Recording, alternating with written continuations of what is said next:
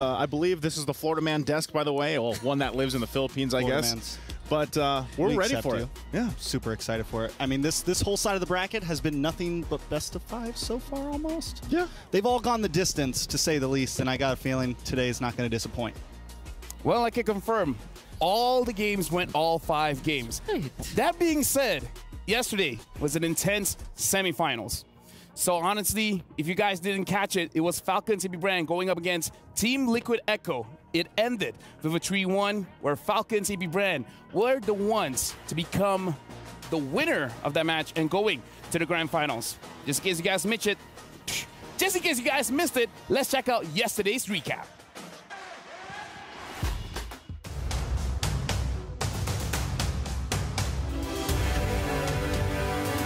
Falcons AB Brand relentless. Absolutely relentless. And more importantly, they're able to hold this high ground defense for a little bit longer. Oh! They go in! And a Minoan Fury knocks him up, plus the chain! Plus that easy vengeance on Sanford! That's it! Call it! Falcons AB Brand are moving on through the grand finals! GG! Well played! It's Falcons! Falcons AB Brand at match point. FCAP is here. Falcons are here.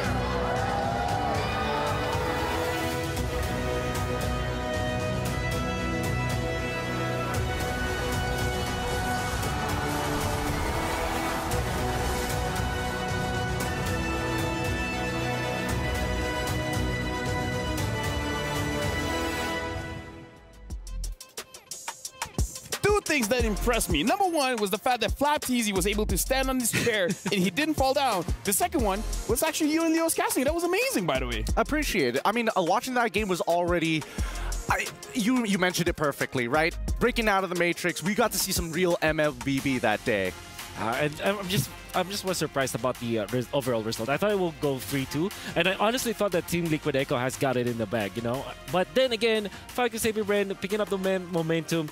I think now they are a big threat to everyone. I think SRG or NIP Flash will have a very difficult grand finals ahead of them.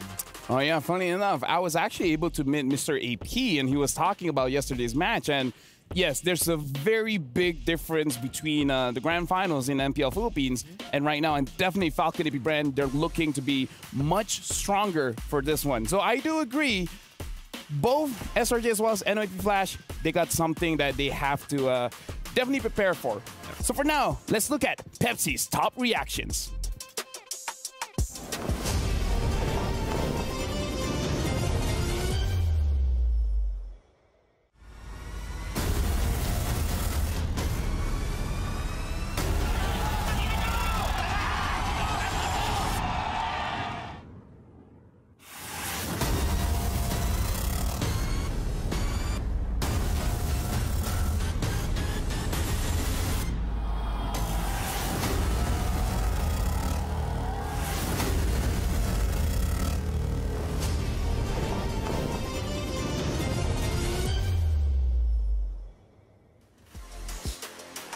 Speaking of reactions, we were able to catch TLPH's reaction after the loss, and I gotta say, it was very devastating for them. I couldn't imagine being this part, especially for Carl TZ, who's always like always chased this MSC chip.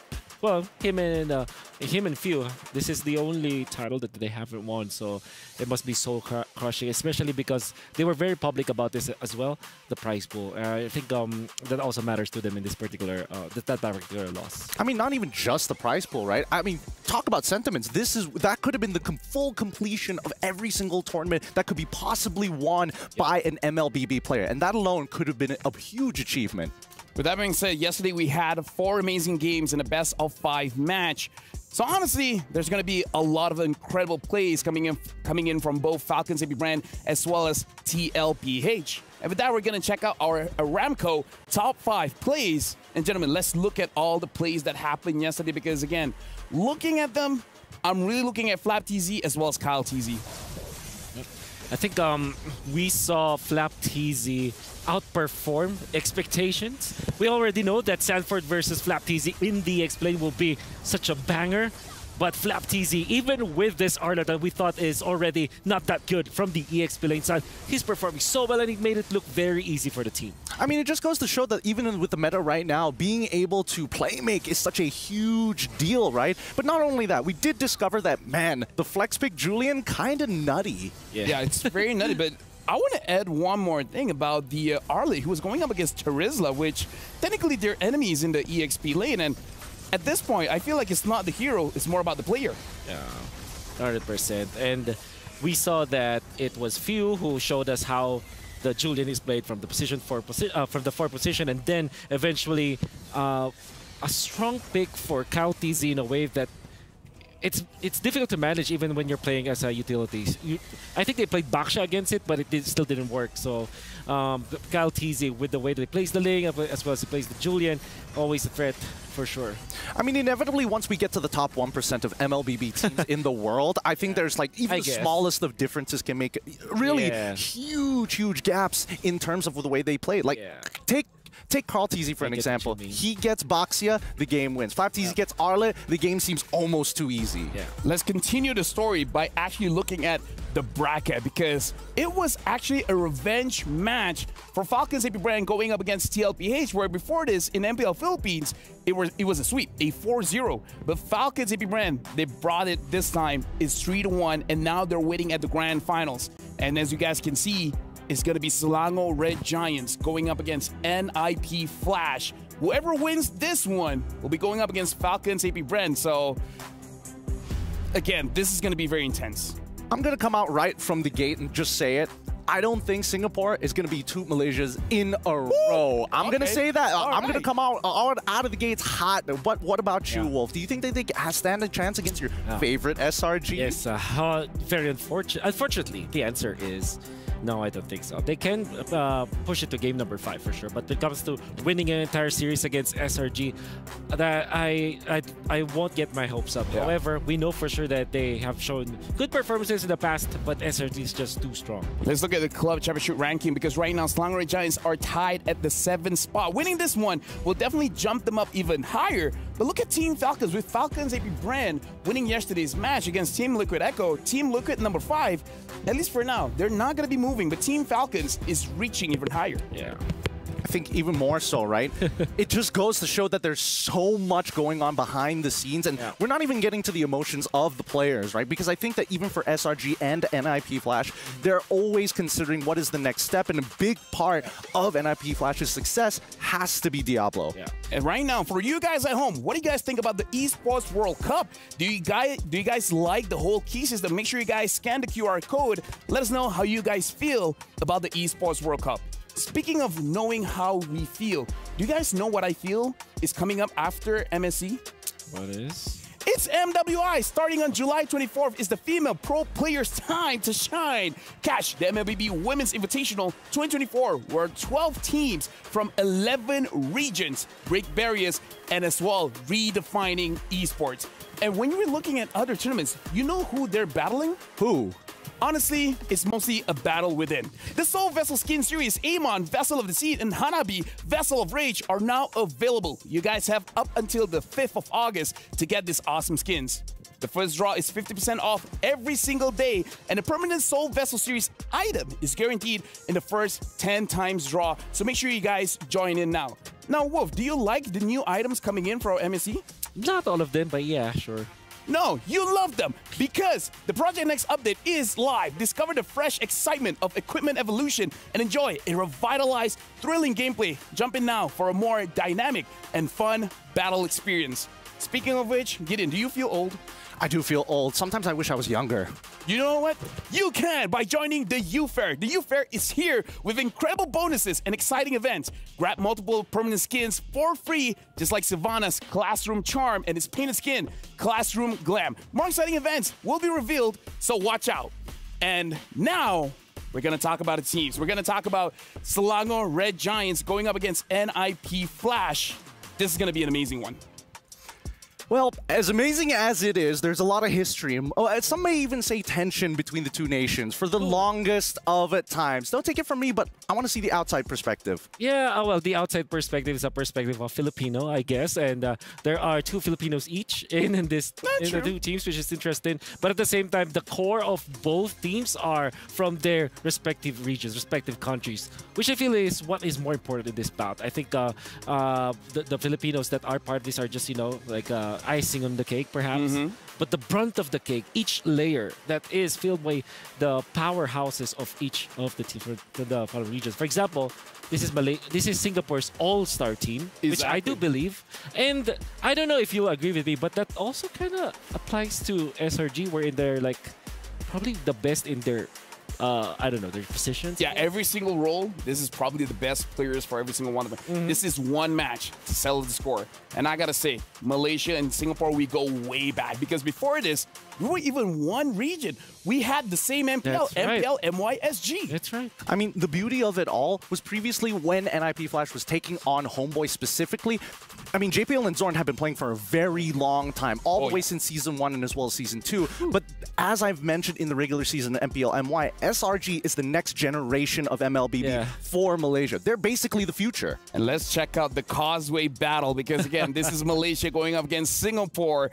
Causeway rivalry, the MYSG clash for grand final debut. Both countries have never been to the grand finals thus far. Oh, that's actually very in MSC and M Series history. That's right. So this is a very important era, a very important phenomenon for both regions. By the way, maybe for the other country, for other viewers from other countries like the Filipinos, I already asked them this question back in M1 and M2. What did you mean by a battle for the Causeway? Apparently there is a bridge. Yeah. Right? Well, there's a bridge that kind of connects/disconnects MY and SG. Let me just explain. Essentially, in geography, Singapore is an island, right? Surrounded by a body of water, and the causeway is just the body of water in between Johor, a state, the southern state of Malaysia, and as well as Singapore. So that's why we call it the causeway. And honestly, even in history, a lot of people have been battling and, well, some may say colonizing just to control that strait. Okay. So that's a very important territory, I guess, for anyone who takes this. But kidding aside, I think MY versus SG, long time coming. I've always felt that some other regions from the Southeast Asia should be given the spotlight. And now with SRG's efforts through Coach Arcadia, which you know, I have had a long talk with him. I definitely will share a lot of stories along the way. But also for NIP Flash, which Singapore, you know, it's always been like, the fans are always undermining what Singapore can do in Mobile Legends. I mean, the same could be said about MY as well. I mean, we can talk about the growth of both regions because both start off very hot, and I would say mid-season, everyone drops down a bit. Yeah. But again, this is the dawn of a new competitive landscape. Now Singapore and Malaysia are both showing up. And the thing with NIP Flash is that this wasn't an easy road at all. They had to win over EVO's Glory. They were in a very tight group, and then eventually they had to overcome Homeboys in a 5-game series. Challenges like that kind of tell me that they legitimately belong to the top 4. Yeah, honestly, that's a good point. NIP Flash had to go up against EVO's Glory. SRG's Slammer Giants had to go up against Fnatic Onyx. Exactly. So both really had good gatekeepers there, and they were able to drop both of them down. I mean, they're setting a new benchmark at this point, right? Now that we're past the gatekeepers, the question is, can we break into that top 1%? And I think today we're going to see who's going to qualify for that position to challenge the big boss at the grand finals. We got to talk about how both teams as well went through their best of 5, going all 5 games, where Slangerai Giants had to go the distance with Fire Flux, and NIP Flash had to go the distance against Homeboys. With that being said, we can definitely see that NIP Flash, they have this tendency of learning what the opponent is doing, and we heard coming in from the coaches is like, if we lose, we lose, but we're gonna lose with our best heroes. So it's all about Slangerai Giants. Can you adjust to the best heroes of NIP Flash? Yeah, that's actually pretty cool. You know, your tournament life is on the line, and then you pick up what Benedetta on Diablo, full damage. You bring back Hades with the Guinevere. They have Martis in the mid lane. That to me is very cool, and I love seeing teams approach a tournament like that. Like, play your best Mobile Legends hero and try to win it. Yeah, right now we're looking at both teams marching to the Amazon Arena. Gideon, how are you feeling? Like, because we've been here for a while. We've seen Singapore grow. We've seen Malaysia grow. I hate the fact that you had to do it when NIP Flash is rolling out here. But no, I think that NIP Flash is one of those teams where you don't know what to expect. But at the end of the day, it really just boils down to they are very analytical. They like to keep it simple in comparison to SRG, where it's about chemistry. It's about feel and then backing it up with the logic. Yeah, man, I had a... Oh, Stormy's mom's here. Oh, yeah, that's pretty cool. Wait, Storm, is it common in Malaysia to do that gesture? Yeah, no, Stormy's mom was, supposedly she's not coming, but I guess they found a way and now she's here. Speaking of which, let's get into our Dr. Sulaiman Al Habib upcoming showdown between Selangor Red Giants and NIP Flash. And again, this is, at least for me and Gideon, it's gonna challenge our heart race. I kind of feel like it'll be racing a lot for today. I'm sure. I'm gonna be trying to be as unbiased as possible because again, I love both of these teams and I wish that the bracket didn't end up the way that it did. But hey, you know, it just happens to be this way. And with that being said, you guys see Dr. Sulaiman Al Habib's showdown of the day. And with that, we're actually going to be throwing it over to the stage because we got to introduce both teams to start the match. And with that being said, Mara Aquino as well as the Wood Sandstorm, I hope you guys are ready because coming up, this is going to be an intense match. We'll send it over to you guys.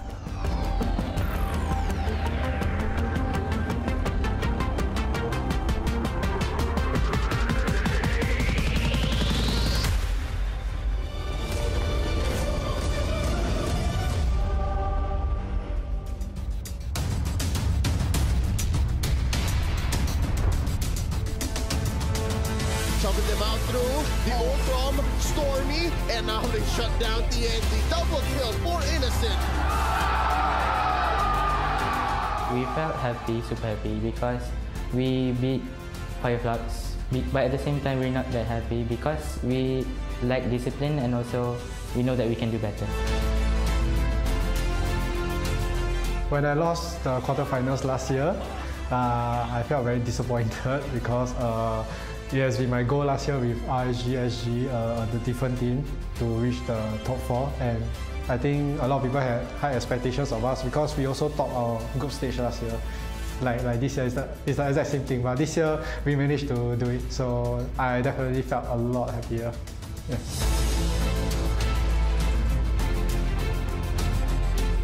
About NIP Flash, I heard that they are the dark horse, so I'm really curious to fight against them. NIP Flash a 5-man siege, but Diablo will be able to catch up off the sword, still able to use the G-Kundo meanwhile. I think most of you already saw the MPL Malaysia Grand Finals a few months back, so you don't need to see that again. This time it will be MPL SG MY Grand Finals, us versus Selangor. So guys, I know you like to play Assassins and I like to play Damage EXP, so let's see who can carry the team better.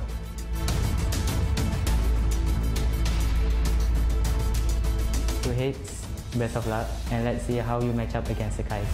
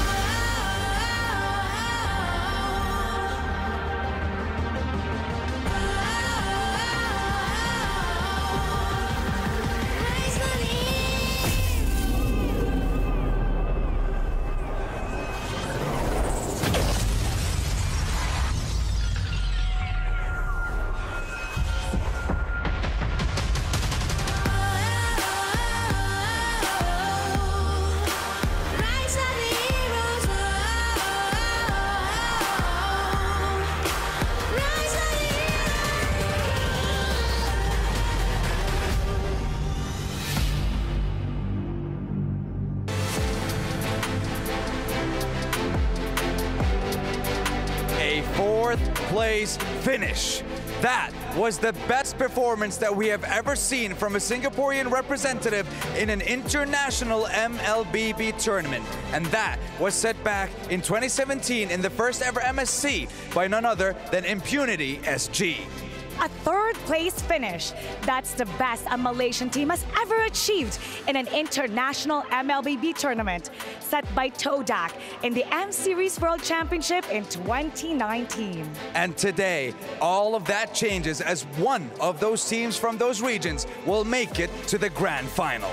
Ladies and gentlemen, welcome to the Amazon Arena.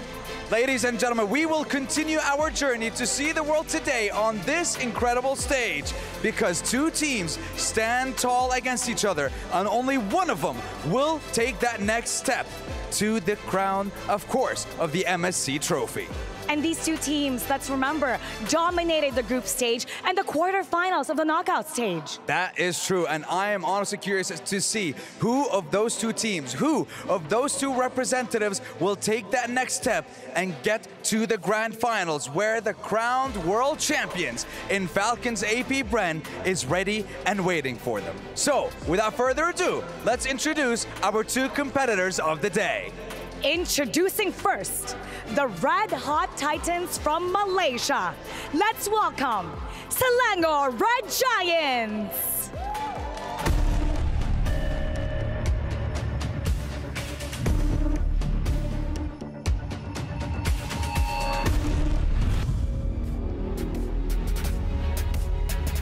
Selangor Red Giants. This young squad, composed of Cram, Sakai, Stormy, Yums, and Innocent.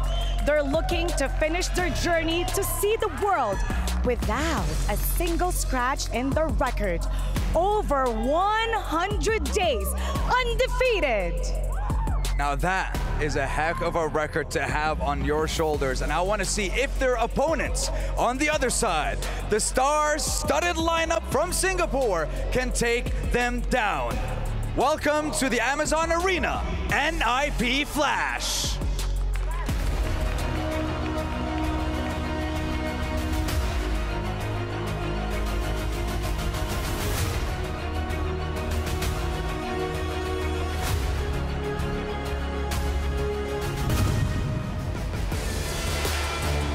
Making their way to the stage right now are Hades, Diablo, Curtizi, JPL, and Vanix, looking to grab the opportunity to make history over their Malaysian contenders. Boys, SRG, NIP Flash, it is time to take your seats, for the battle is about to begin, and the fates of your lives, of your dreams, and of your keys will be decided in our best of 5 do or die match of the day. For one team, this will be the final time that they'll be holding their key, and for the other, they will be crushing their opponent's key at the end of the day. The winner of today's match is guaranteed to have at least $500,000 US and at least 600 club points. Exactly, and of course, we know that these teams are going to be competing not only for the coveted MSC trophy, but also for the title of the world's best esports club over the course of 8 weeks. And we are only in week 2 right now. So much more action is lined up for us, and of course, week 3 we have another little surprise with more MLBB action coming their way, Mara. That's right. We will be gracing the stage for MWI with 12 teams from 11 regions right after MSC 2024. But you know what, Sandstorm? Let's invite the teams to proceed to their tables. You may now do your ping test with the Asus ROG, the best gaming phone in the world, fit for champions, and that's powered by Snapdragon 8 Gen 3 mobile platform. That's right, MSC 2024 has the official gaming phone, of course, from the Asus ROG. And now I want to see which one of those teams, Mara, will be able to take that next step. I think they're going to start getting ready. I think the arena is almost ready too. That's right. We're always looking forward to something new because this is history in the making. One of them will have their grand final finals debut. It's going to be the Singaporean all-star team against a Malaysian giant that seems impossible to beat. So how about let's get it started? The Amazon Arena is ready, the players are ready, the fans are waiting to get it started. So let's get it over to our panel. Let's, panelists, analysts, take it away. It's your time to shine, and it's time to get this started. Thank you very much, Mara, as well as the Wood Sandstorm. Now, I got to give it quick. What do you guys think? Because for you guys at home, who do you guys got for this match? Is it going to be Selangor Red Giants or NIP Flash? Head on over to stcplay.gg right now and lock in your predictions. And with that, I'm going to ask the analyst to help you guys out. Who do you guys think has got this one? All right, I think I've already said it before. It's SRG for me. But if there's one team that have actually shattered my record for all my predictions in the knockout stages, it was only NIP Flash. That's where I got it wrong first. So maybe, who knows, maybe I'm wrong again today. No, I totally agree with you. There's a good chance that it could be an upset today. And honestly, I'm hoping to actually make some guess coins, double it up here with SRG. Yeah. I mean, with that being said, you guys heard from both our analysts. Looks like this is going to be a Selangor Red Giant stand. But again, sometimes we have been wrong. Actually, many times. Debatable. I would say we have over 50% win rate, and the last time I checked, over 50% is... Yeah, that's pretty good. It's pretty good, right? It's pretty good. We got to talk about the draft here because I'm going to go back before this when we had an interview with NIP Flash where they said that they've studied Udil and they understand that the Martis is an incredible matchup against his hero pool. And they've also discovered that Kirk Teasy is better than Udil. With that being said, I wonder if they've done the same thing for Stormy and if the Martis is also the same answer for this guy. That could be a potential. But then again, this is the thing with whatever NIP Flash did going up against Homeboys is that they did it in the quarterfinals, which also means that will not escape the mind of SRG. Like that's true. For Coach Arcadia, the coaching staff, they probably will keep that in mind, you know? I totally agree, and especially since we're already seeing that SRG has opted to go on the blue side. Statistically, blue side has been looking pretty good. Although red side has been catching up fairly quickly, the only way we're going to have the mass amount of data is once we get to the grand finals. Yeah, with that being said, we saw that the draft is starting, and looks like Selangor Red Giants will be having the first pick, NIP Flash having the second pick. The question really is what NIP Flash wants to ban away.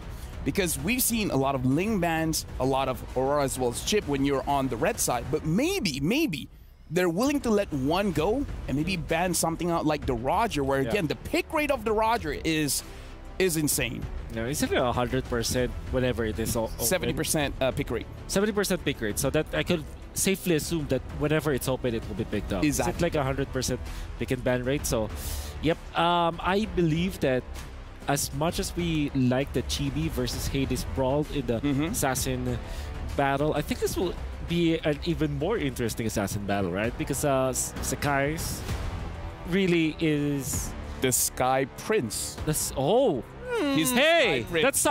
sounds good. You know what? I'm claiming that the Sky Prince. Starting from MSC, he's known as the Sky Prince. I love that. I like that moniker a lot. I mean, considering how this matchup is going to be, I'm not sure whether Coach Arcadia is going to be looking to attack the gold lane or just, if Ling's open, just give it to the Sky King himself. Yep. Maybe Ling should not be let go by any of the teams just because of how OP the Ling is. I would say that this should be like, I want to see like a Nolan versus Hayabusa battle again.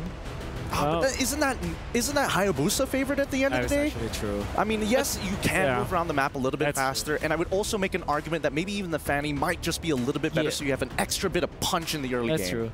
I just feel like Ling is like way too OP to kind of force a battle. It's not even a duel at this point because the way that you handle the Ling is more macro based, wherein you try to stop the split push and you kind of focus a lot on the neutral objectives. So. Yep. Here's the thing. Moscow. I kind of feel like NIP Flash will have a bit of a difficult time going up against Selangor Red Giants when it comes to the draft, just because for some reason you feel like Selangor Red Giants haven't revealed their their full lineup just yet in terms of the heroes that they can use. But I'm going to update you guys. Selangor Giants, they have started to ban. They're banning out Valentina, Louis, as well as Benedetta. For NIP Flash, they bet out the Chip, Angela, as well as the Roger. SRG, they first pick up the Moskov. So no Ling, huh? Yeah, no Ling ban, and so far, Oh. pick so far. NIP Flash picking up Cho and Martis. Immediately picking up the Martis. So with the Moskov, you need some sort of protection. Immediately what goes to my mind is Terizla, as well as the Edith. It could be the pick here for that is SRG, right? Yep. I think SRG Moskov, yeah. generally, I think this is just going to be a hard read from the side of NIP Flash, right? They're thinking, okay, we don't mind giving you the Ling, we don't mind giving you, you know, these big assassins because we got the Way of the Dragon to completely shut it down, which is something that I've noticed amongst, you know, the Singaporean region. It's a one-in-one answer. It's not a double up and finding those big overlaps. So it is Just to going to be update the as Ling. well. Or she pick up Ruby and Ling, yeah. No, I really like the Ruby because it was the answer to the Cho, because you can cancel the Way of the Dragon from happening. That opens up probably the Terizla, right? That should be open for NIP Flash. Because we know already that this Martis is going to the mid, right? That should be a fair assumption. Yeah. Yeah. There's no way he's goaling. I don't like the way you guys are looking at each other. I don't like the way that you guys are like, yeah, no, this is definitely going to be it. Because I do feel that it's unique to Singapore that this Martis is going to be the flex pick of a lifetime. But at the same time, it can be dealt with. Mid control is going to be top priority. Now, while it is true that Thursday is great, I think you want to go for either a Yuzhong or even a Benedetta for NIP Flash because you kind of need damage. But right now, they're going to be picking up the Harith. Surprised to see that it was still available at this point. I mean, to point on that as well, we got to remember that the Benedetta has been banned by Selangor Giants, so their only option is the Yuzhong. So perhaps the Yuzhong might get banned out after this. Was it banned already? It was banned first. It was the Benedetta ban, the Valentina, as well as the Louis. That's right. Okay. Yeah. Keep in mind, Ruby can be flexed. I think that we've seen time and time again that SRG is pretty okay on the blue side to kind of maintain control over the draft, but this is the part where it gets really scary as we move on into second phase. Okay. Speaking of which, NIP Flash betting out the Faramis. Okay. Now, it's difficult to kind of think about a draft when it's just like this, but I would suggest a Farsa perhaps for NIP Flash just because it deals with Moskov in a way. Nah, I feel like they're locking in that Martis. I feel like that Martis will be mid. I mean, like, again, technically it's a flex, right? You can put it in the jungle, but why not just let Curtizi have the Martis so that you kind of have a double jungle kind of thing? In a way, you pick up Julian because you need some sort of magic damage. Stormy can use the Julian, and his Julian is insane. Probably best than most junglers. Yeah, I can agree with that. But I think at the end of the day, the most important thing is can you clear the mid, especially against the Martis, and not receive like a terrible trade. We've seen multiple teams taking awful trades against this Martis, and they're like, oh man, I've lost all tempo in the first 2 minutes. Okay, so... Yeah, for now, honestly, we got to ask the casters. Looking at the first 3 picks for Selangor Giants as well as NIP Flash, what do you guys feel? Especially this Martis mid. How does the caster feel? Oh, we feel pretty good, I would say. You know, that Martis in the mid lane, I like the moniker too. By the way, we both shook our heads here. The Sky Prince. Sky Prince, baby. For Sakai's, I like it. The Ling is here. I think the draft, I think NIP Flash doesn't waste any time. They already know, SRG already knows that this Martis is a possibility, so I think NIP, if they can get some momentum in first game, catch them off guard with this, able to pull off a win with this type of pick, then it could really set them in the right motion for the next 5 games.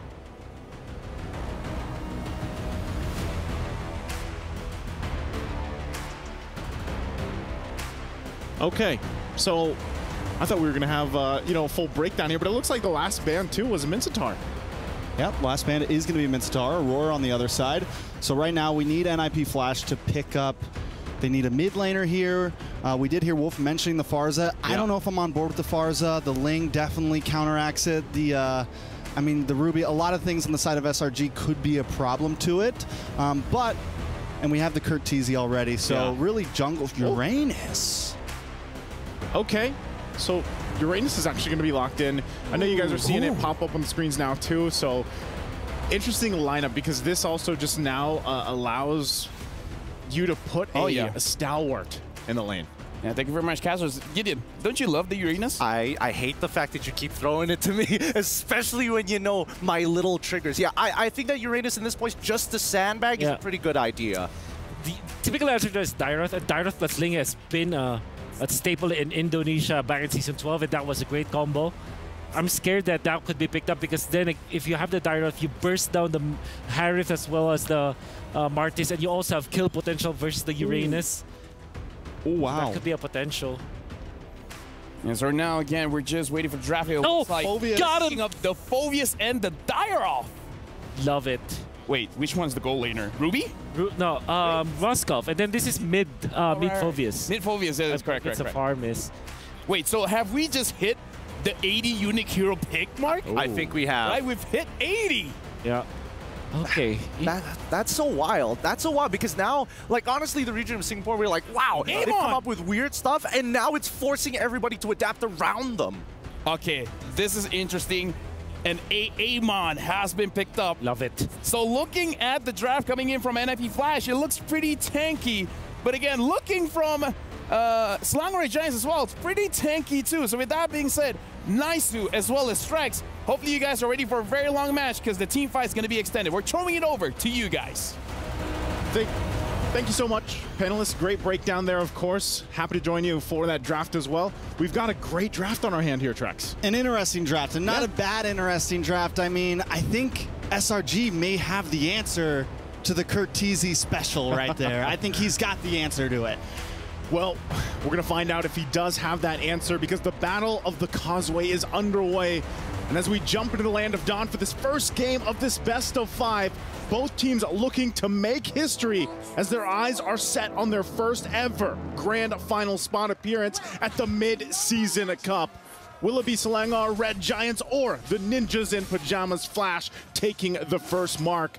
And we get a good sight here on how this is all going to play a part again. The Sky Prince, oh, look at this already mid lane. Oh, so much damage from Kurt already. One more shot, but Stormy able to get away, and that is the pressure that comes from this Martis mid. I think it's going to be a little bit of time till Stormy's really able to counter it, but still it's huge. I guess that goes back to it, man. Is this the answer to deal with Kurt Teasy?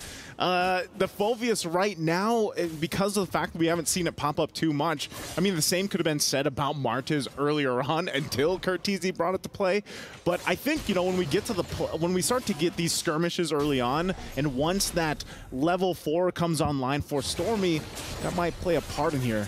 Oh, Diablo 2. This is weird. I feel like this is different, right? As we take a look at the emblems here real quick, I want to point out the fact Diablo playing this Uranus is very different and a different contrast from what we saw with the Benedetta. Yeah, I mean, it's definitely a much slower pace, but they have so much damage. Here comes Kurt Teasy, rotating up to the top side, putting damage onto the Sky Prince himself. I really love this pick from Hades. The Amon pick and big burst. First blood over to NIP Flash. Hades going to put that one into his pocket. I think the Amon pick is great as well. It's a beautiful answer to the Phoveus. No dash assassin, but still big damage. Yeah, talk about already building up this early advantage on a pick like Amon. And, you know, you kind of want to do the same thing if you're Sakai's here with that Ling, as we've seen him do in the past. But so far, because of the fact that Hades gets this first kill, gets a pickup, he has momentum on his side. Turtle's going to be up, so the first objective to focus here. A whole lot happening on top. God, Kurt's damage doesn't make sense. Mid laners aren't supposed to do this early, and now the Lord able to be the Turtle able to be taken by Sakai's. A lot of damage onto Yumzo. Kurt Teasy able to help Hades get the kill and secure one for himself as well. Sakai's goes down to 2-for-1 trade right now. Make it 3 as Cram falls next. Kurt Teasy 2-0-2. Turtle does go over to SRG though. At least SRG gets the objective, but man, looking at the STC replay again, this is just chaos here. And that's partly due because of the Mortal Coils coming out from Kurt Teasy and that Decimate.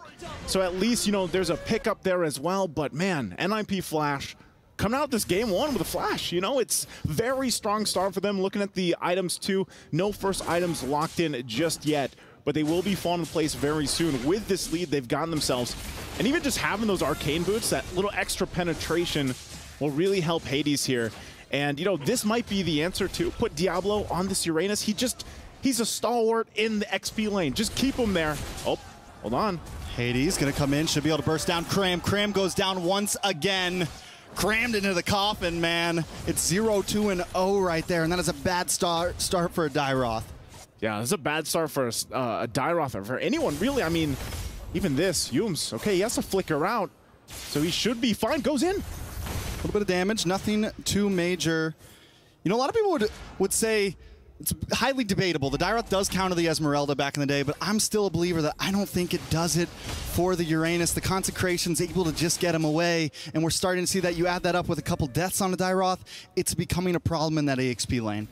So then we have to start to think, all right, well, with the Dairoth that you have here, with this lineup that SRG has, there could be a certain timing for them to kind of like pop off at this point, but because of the fact that Sakai's has had such a difficult time, he's going to take a lot longer for Ling to build up here. Corrosion Scythe just being locked in by Innocent down here in the gold lane. Of course, that classic matchup we see so much of against the Harith.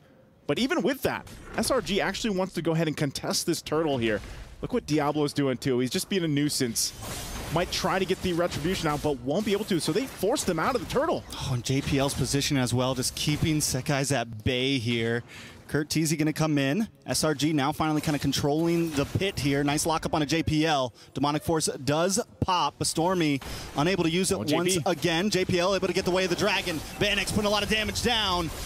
Cram able to just get away. Zamon's Force does drop. Humes first to fall in the fight there. Innocent now going to get involved, able to get the spear against Diablo. Pin him against the wall, but Diablo pops concentration, gets away. Turtle goes over to NIP Flash. Spear Destruction does not connect. Curtizi goes down. Stormy able to pick it up, looking for another target. Sekai's there as well. A double kill for Stormy. It's 2-0. Turtle over to NIP, 6-3. Hey, that might be the answer, man. Give some kills to Stormy. Let him pop off on this Fulvius pick. And I would like to know, too, maybe this is that 80th pick unique heroes for the MSC 2024 here.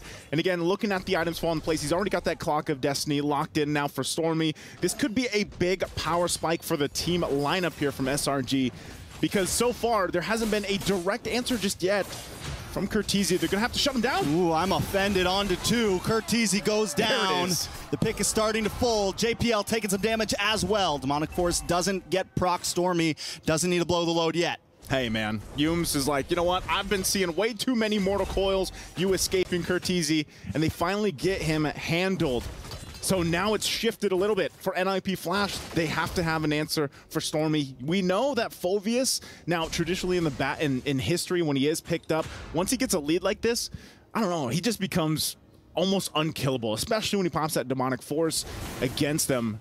JPL gonna get some information, will get zoned out there, but that's the thing. NIP Flash, great start for them, but they could easily lose that lead they built up already. So both teams, I think, are going to have two very hard-to-kill forces. We have the Uranus with Diablo. We're going to have Stormy for SRG. Both teams do have answers, though, right? You have Yums and Innocent, who should be able to shred down Diablo. He should be able to get away from this. And then on the other side, you have JPL, who can get that big way of the dragon, stun up Stormy just long enough that maybe they can burst him down. So it's going to kind of come down to who can get these big boys out of the way. Yeah, it's all about, like, getting them out of the way, but at the same time, you're buying time for your gold laners. You know, like, Innocent needs time. Obviously, he just picked up his next item, the Golden Staff, now for this Mozkov. This is the third turtle of the game. Looks like NIP Flash is just going to go ahead and start it up and try to keep Sakai's from getting into retry range here. Pinch Poise is up. Zamon's Force does drop. Humes drops along with it. Turtle looking like it could go over to NIP here. Sekai's still there. Stormy taking a little bit of damage, forced to back off. Cram backs off as well. Down to the boss side, though. Innocent able to take a tower during the chaos. Hades finds the turtle. So tower for Turtle, plus pressure in the bottom lane. SRG not completely losing out. They get what they can. NIP Flash, you know, it's better that they just go ahead, get that turtle. They got a kill off of it, but SRG at least making some macro play here. It's part of, you know, basically the chessboard, if you will, because SRG, they got to have space to work around with, especially the lineup. This is where the Ling gets to shine. You have a space advantage around the map.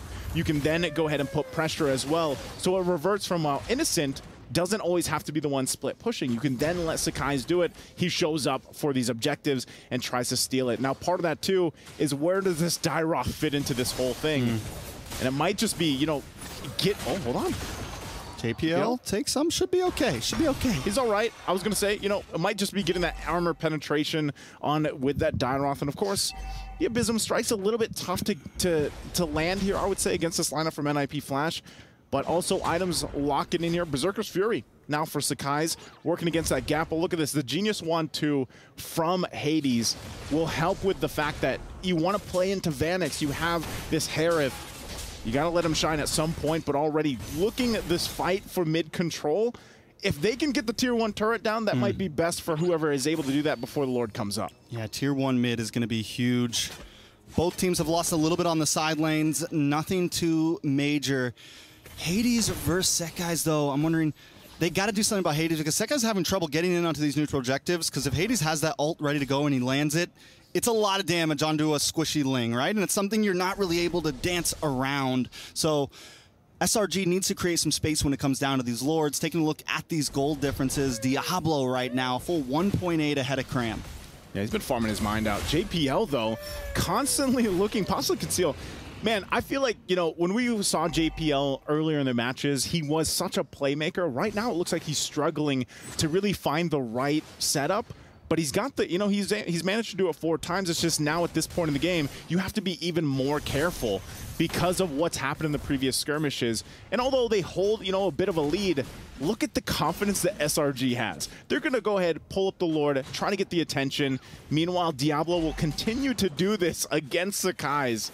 So the information is already there, trying to get this retribution out. Oh, he's actually quite low, too. Ooh. This is dicey. Sakai's trying to come in. Turtle does go over to SRG. Stormy finds Hades along with the Bakram. Able to answer, find one on a JPL. Now Curtizi on the run. The Monk Force drops, and Curtizi drops along with it. Vanix goes down. Stormy with a monster kill. The Sky Prince pulls it off. Even with 25% HP, Diablo messing with him the whole time. He comes in, swoops in like the prince he is. Boom, gets the retry off and gets the safety. Meanwhile, the rest of the team handles everything. You know, he came in, did his job, and he's out of there. They're handling business. Handling business. Handling business. Pulling up. Like to say. Yeah, pulling up like they like to say in Florida, man. You know. That's how they're doing. Lord going to be coming soon now on the bot side. NIP completely lose the lead. 2,000 now over to SRG, and they're going to be pushing hard on this one. Yep, they're going to go ahead and get these tier 2 turrets now. NIP Flash, you know, they started, like I said, with a flash in the beginning. And now they're being kind of stopped here a little bit. Shields are going to pop. They might be able to hold on to this turret here. It looks like they will be able to in the bottom lane. JPL still kind of struggling to find his setup because he kind of is that front guy to be the initiator for this matchup. Also, keep an eye on Hades on his plans there. Oh, JPL down. JPL couldn't even cast down. that one. He's just deleted. And, you know, at this point, Hades is like, you know what, I'll just go ahead and get these buffs. Get what I can, steal it, and try to slow down this shift. Ooh. But, oh, this is tough, Hades. Yeah, a lot of damage. Tempest of Blades, right to the face. Takes Hades right out of his place. Hades down. Sekis able to put another kill down on the board.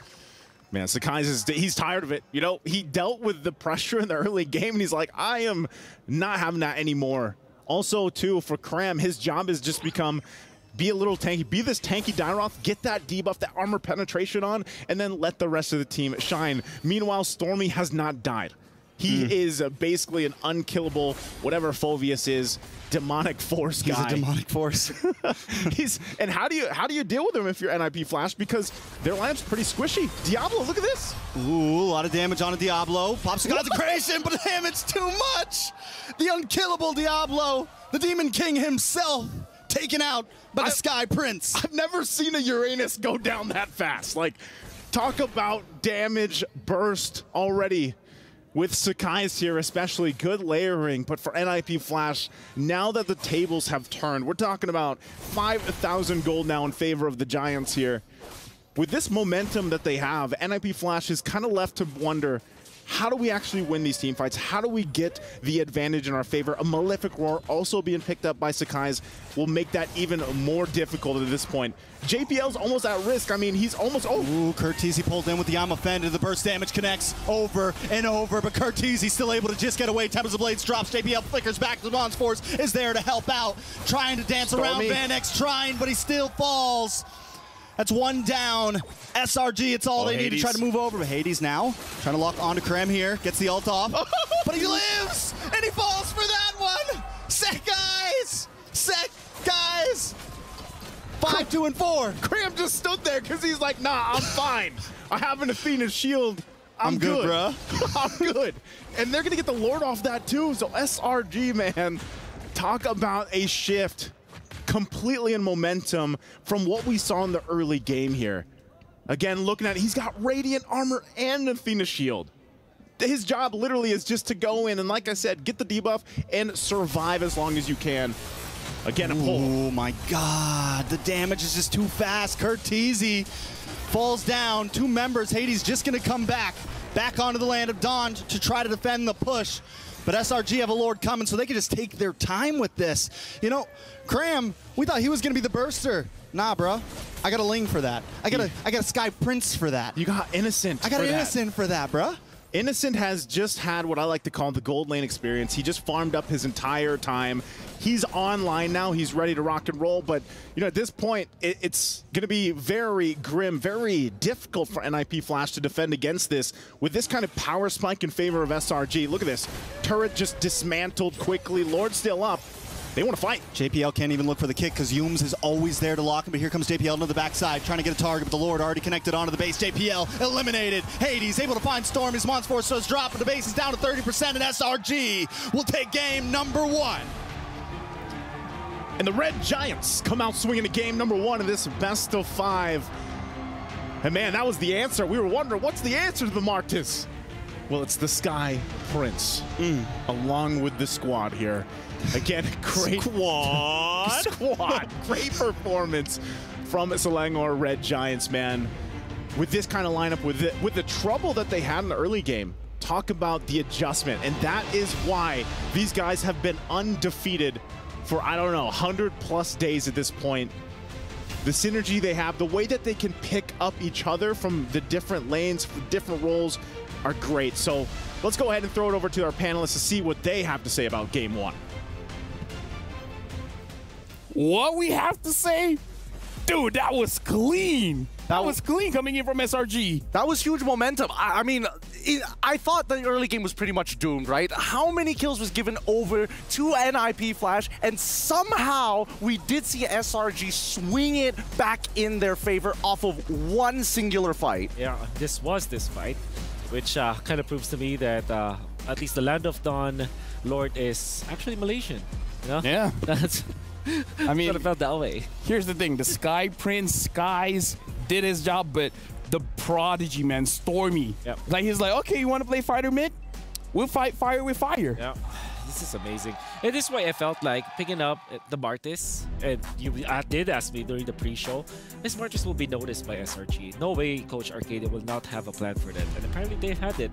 I also love this Dyrith pickup because the Uranus was picked up very early. I think NIP Flash was actually kind of anticipating the Phoveus that will be eventually picked, because Uranus is an answer to the Phoveus, but they did not take for account this Dyrith. Dyrith was Ling, classic combo from way back, and you can see how massive it is in the mid game. Apply that shred, just let Ling do all the rest of the damage, and if you need a little bit extra, Dyroth can even add their ult into the mix. I mean, we gotta talk about the new item. Well, not new item. It's been revamped, right? The Clock of Destiny on this Phoveus, making it so that he's even more tanky. He died once, but letting Stormy die at one time, it took a while. I agree with that. I do think it was an interesting build to actually adapt into the Clock of Destinies. However, it does come with a couple of setbacks. I mean, even when we're talking about the latest item that has been revamped as well, the Thunderbelt, as soon as you start stacking that hybrid defense, anybody who has percentage armor shred, similar to Dyroth, similar to having a Malefic Roar, you really start to see, like, is it truly worth it compared to just the Sky Guardian helmet? Probably. That's always a toss. I think it will be dependent on the actual execution. I think that because you want some magic damage to on this Phoveus, particularly in this game, you kind of want to have some sort of build up, at least some sort of additional damage. Because if you pick up the Dyroth plus the Ling and the Moscav, that's so much physical damage. Yeah. And on the flip side, it was the complete opposite here for NIP Flash. That's why I thought the Amon was okay. Yeah, it works in the early stages, but then it was like Harith, Uranus, and then Amon. You're only physical damage is the Martis. It's like completely reversed between the two teams. I would favor physical damage because it's more scaling. And you saw that after an abysmal early game, they recovered. And in the late game, it was difficult for the physical damage dealers that scaled to be dealt with. Now, here's the thing. Like, it was a very bad start for SRG. But somehow they were able to claw it back up. Can you show with Bob what really happened that made SRG win the game again?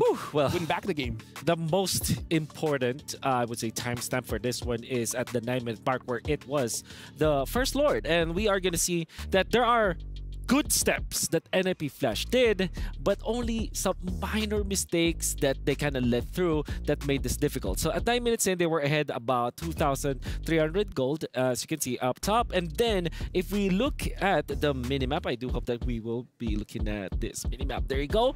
There is an invasion that was being done by Uranus. Maybe it's not that clear at this point, but that is the first step. And then the next step is to actually look at the Lord, wherein it was NIP Flash started it. But now you look at Mr. Hades, who actually popped the ultimate at this point. So if you think about it, the HP of the Lord is not yet at retribution range. Usually when you pick up the Amon, you utilize the ultimate and then retribution, right? So that there will be no steal.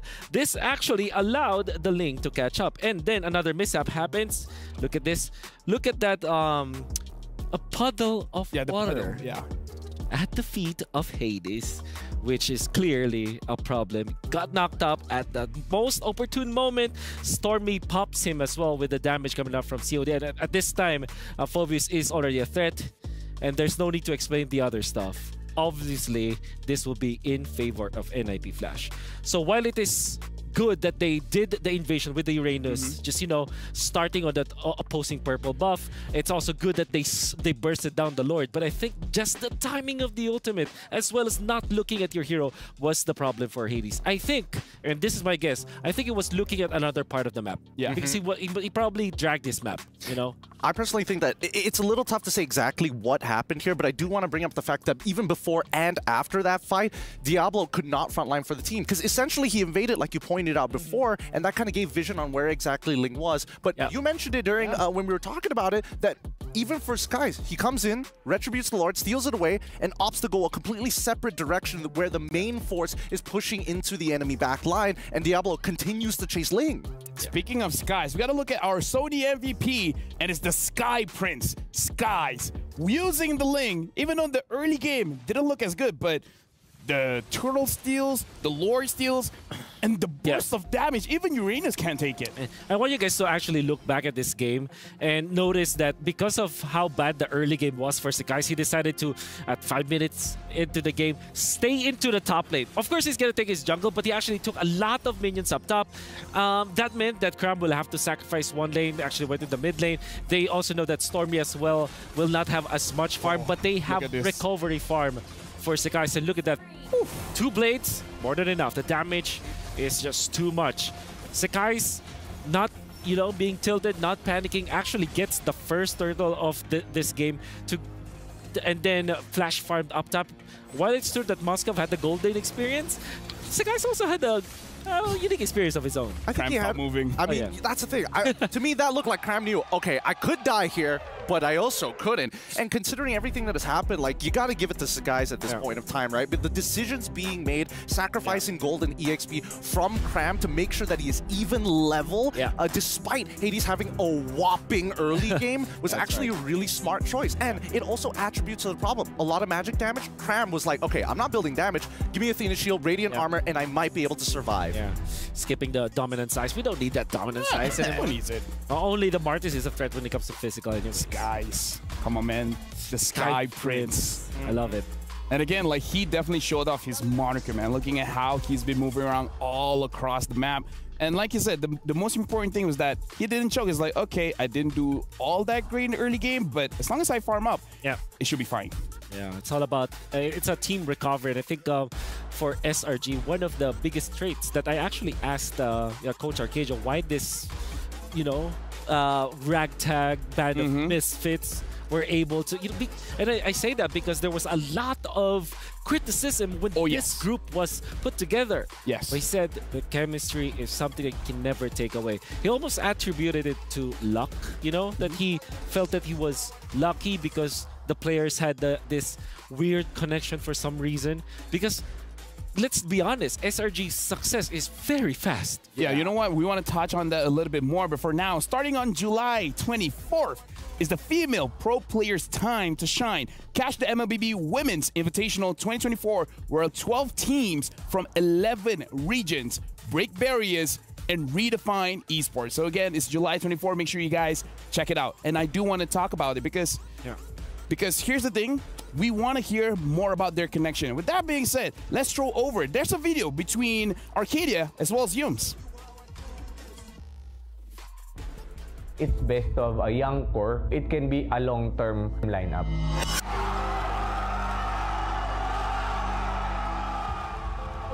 Like just now we discussed, all these players are actually under 20. Is this part of your plan? I would say yes, because when I was still in my former team, like before RQ, which is Echo, my vision in getting Sanji and Sanford is to make sure that the core lineup is young. Because they are young, it's still easy for the organization to stick with the players because they still have a lot of ages to play. And unfortunately, sometimes in esports, when you get older, reflexes doesn't get better. We were thinking that it's best of a young core. It can be a long-term lineup.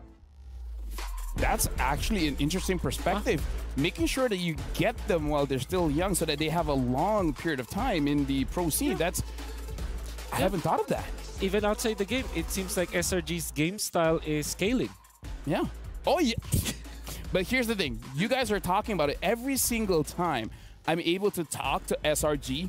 They never talk about in-game stuff. Yeah. They keep saying our synergy outside of game is amazing just because we're roughly the same age. And like Coach Arcadia says, like, it's weird. They just have this magical connection.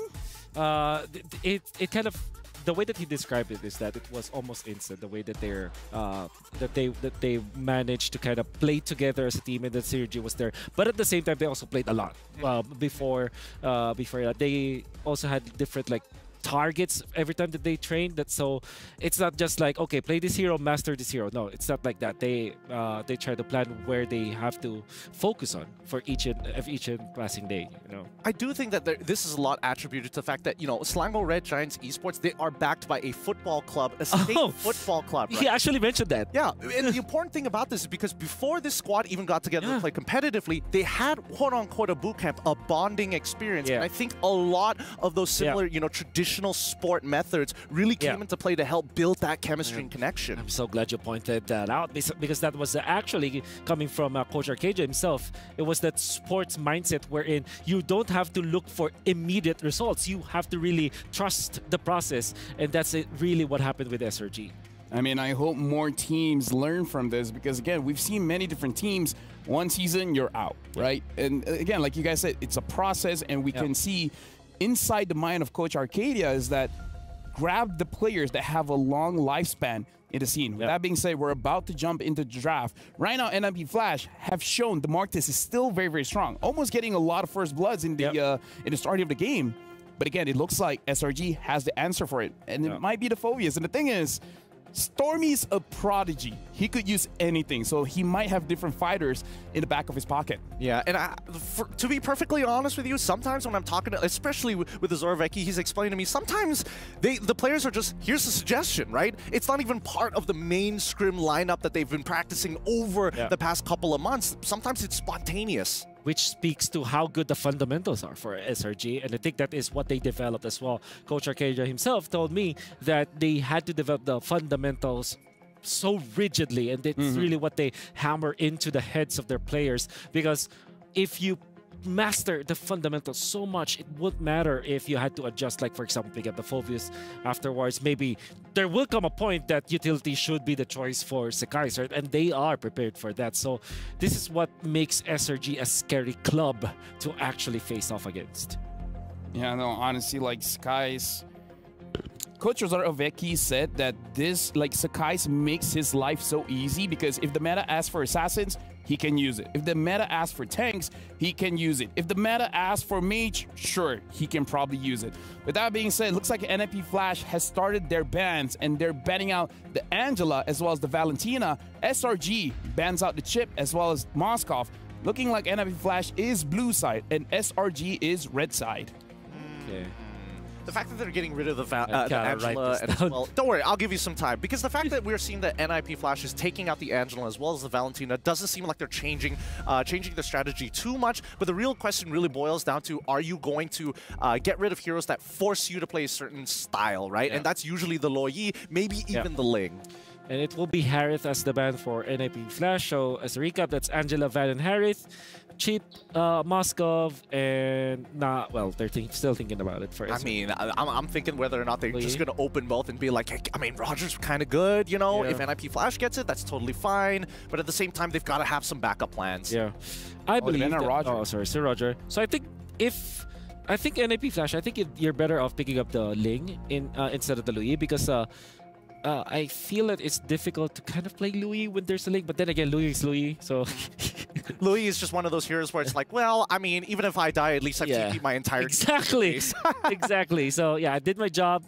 I did my double vacuum and my TP. I'm already good to get out, you know? Yep. Looks so like it is Louis, indeed. Yep, NIP Flash first picks up the Louis. SRG, I wonder if they want to pick up the Ling again. Ling Ruby, perhaps? Yeah, sounds good. It has been a strong opener for SRG for the most part of it, right? But at the same time, I am questioning whether or not Edith should come into play in these points of times because, again, it really boils down for Singapore to have these not only early game compositions, but real control over the lanes, which has been a top priority for them since the beginning of the tournament.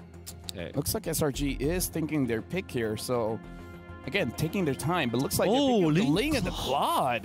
That's very interesting, picking up the Claude this early. Yup, very, very honest.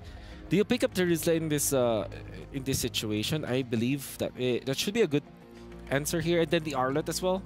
But then you kind of reveal both. Exactly. I think that Terizla is too much of a dead giveaway. I think if you start with the Arlet, at least you have a little bit more flexibility coming into the second phase. But you need a Vanix hero too, so... yeah. That's true. I mean, they gotta lock it in now before it gets banned out later. That's true. Like, I don't know, will they be forced with a Nathan? That would be dangerous because I'm pretty sure Yums can use the Lolita. That's right. Which also should be picked up by NIP Flash, but I think they will not third pick it. And then the worst that can happen is that the third pick is Link Claude. Oh, of Benedetta course. Grok. They want to win the mid and they want to win the EXP lane, so they're creating a triangle here. Interesting, interesting. With Benedetta being the Swiss Army knife of most EXP lanes, and honestly, doesn't really have a bad or super good matchup. At the end of the day, it's about that control like we were talking about. I'm getting the suspicion that they're going to start invading this lane on purple whenever they have the opportunity. Maybe even get a proxy if mid is going well. Yeah. Cho looks good. Cho looks good for SRG. Honestly, with just the 3 picks here, I actually want to ask our casters, looking at NIP Flash's pick, Louis, Benedetta, as well as Grok. The Benedetta with Diablo has been amazing. What do you guys think of the first 3 picks for NIP Flash?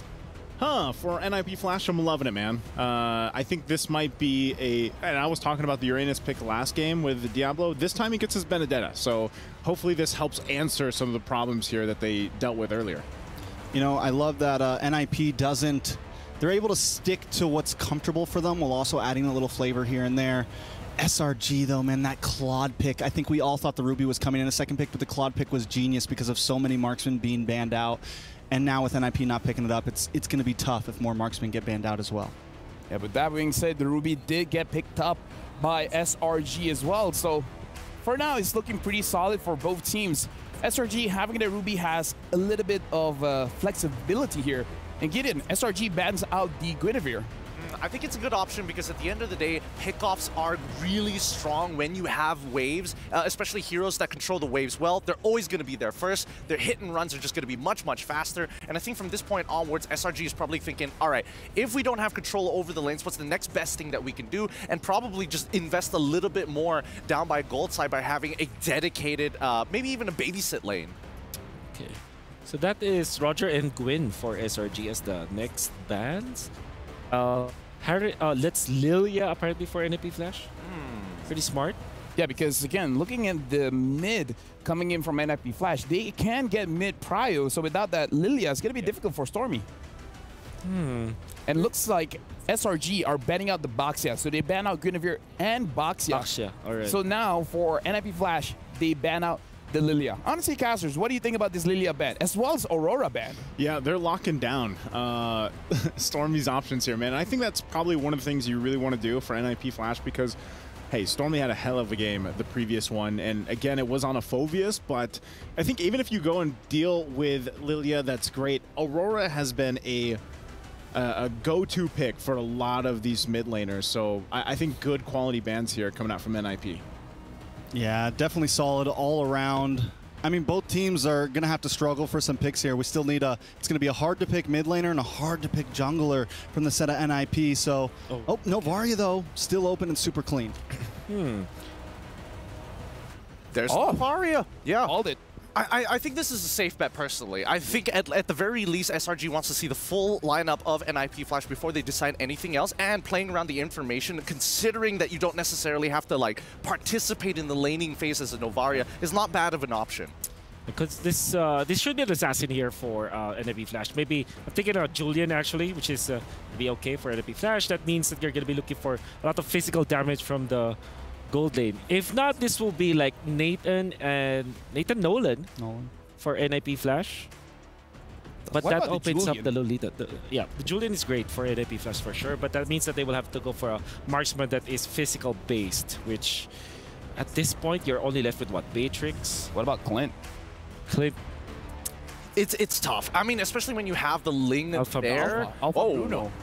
Oh man, this is definitely Lolita, right? For Yumes.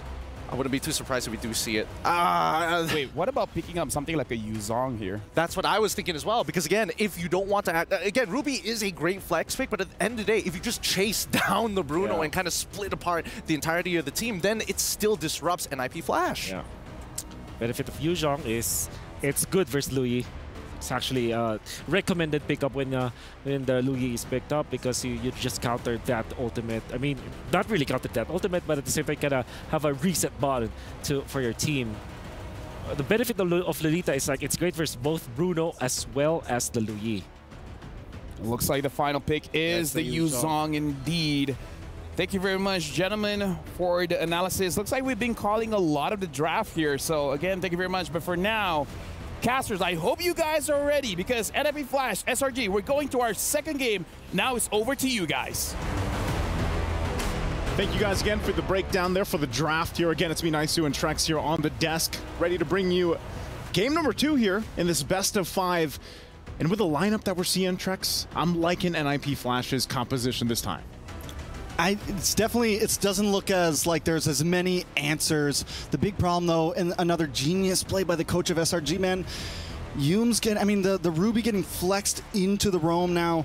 We've all been waiting for the Ruby roam, but it's mostly been AXP, but that's going to be a beautiful answer to the Alpha now. It's like every time they always find something to put a wrench in NIP Flash's plans. Hey, man, that's going to be Coach Arcadia for you here, but we're going to jump into the land of Donna once again, seeing if NIP Flash can go ahead and narrow down the series, get it to a 1-for-1. We'd love to see these 5 games of these Titans from their regions clash it out.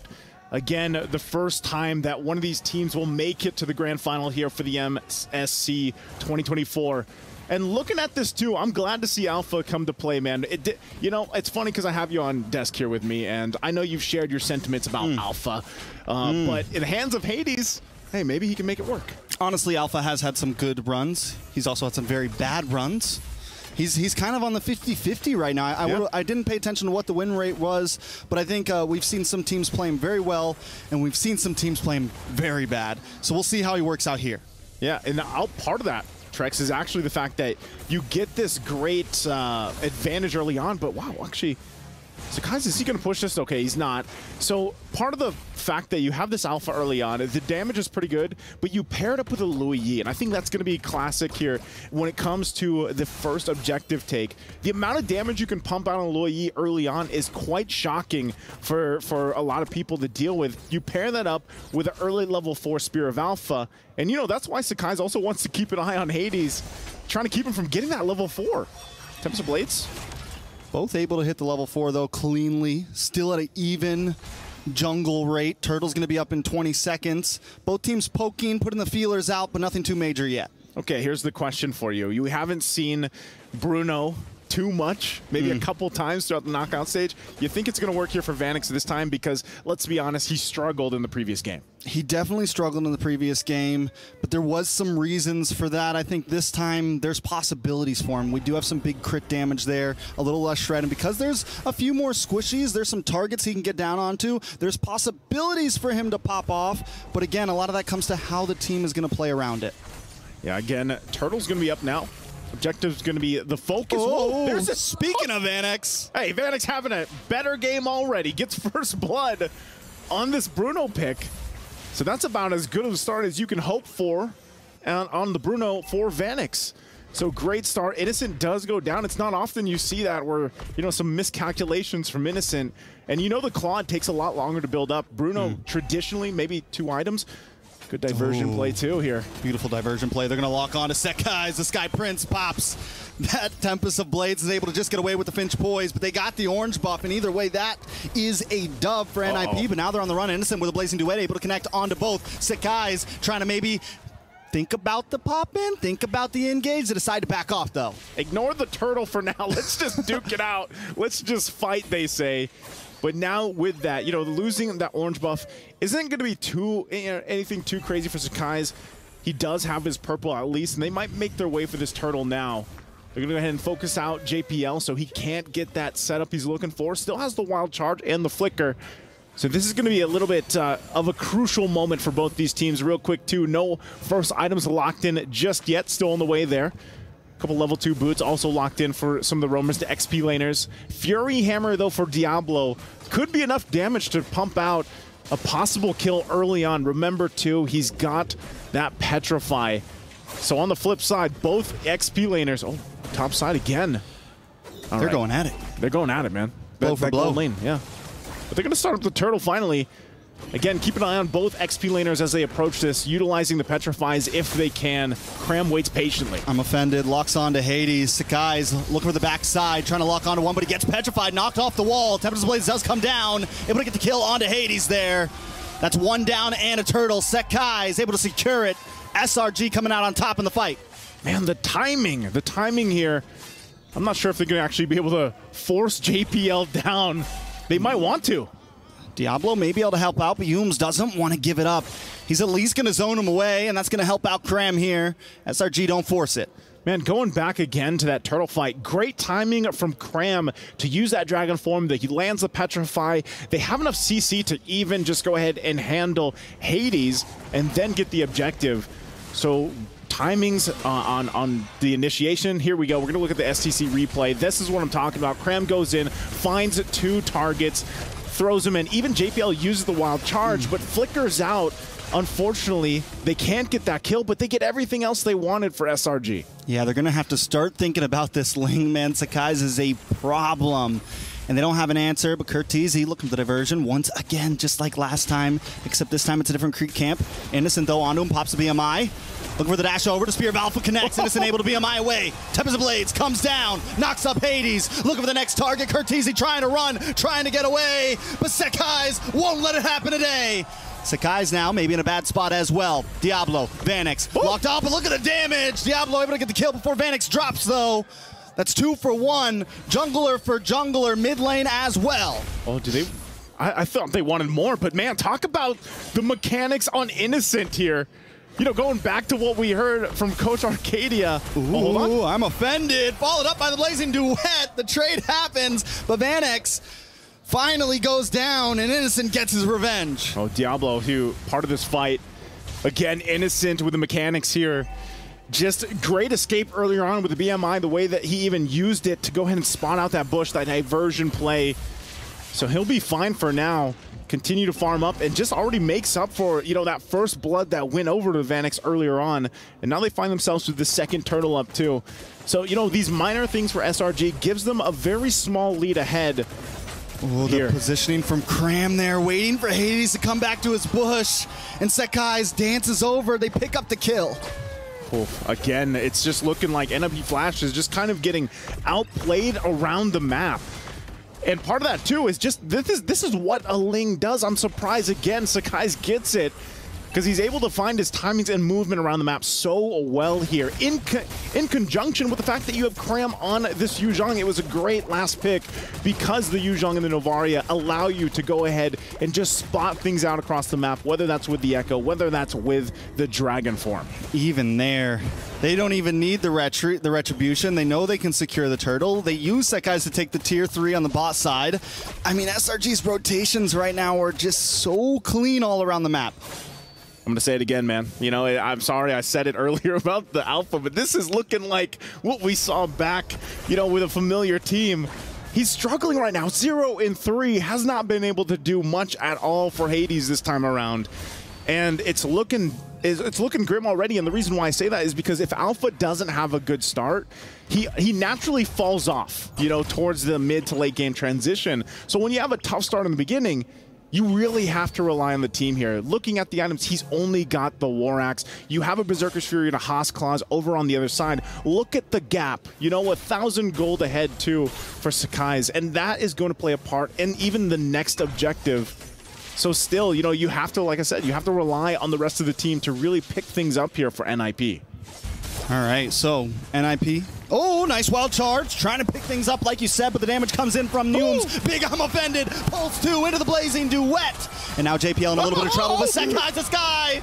Rains down upon him, but Sekai still goes down. Diablo able to get the kill. It's 4 for 1. NIP in trouble. That's a trade you're going to take any day. A 4 for 1 trade. And still, Cram going to go ahead and battle it out with Diablo here. He gets taken down. Skypiercer's going to go ahead and proc too. So Diablo gets one, but man, talk about an exchange from SRG. Not sure if Diablo can do much more other than clear the lane. Looks like, again, a diversion's going to be used to just get in position, but they're 15 seconds away from the Lord here.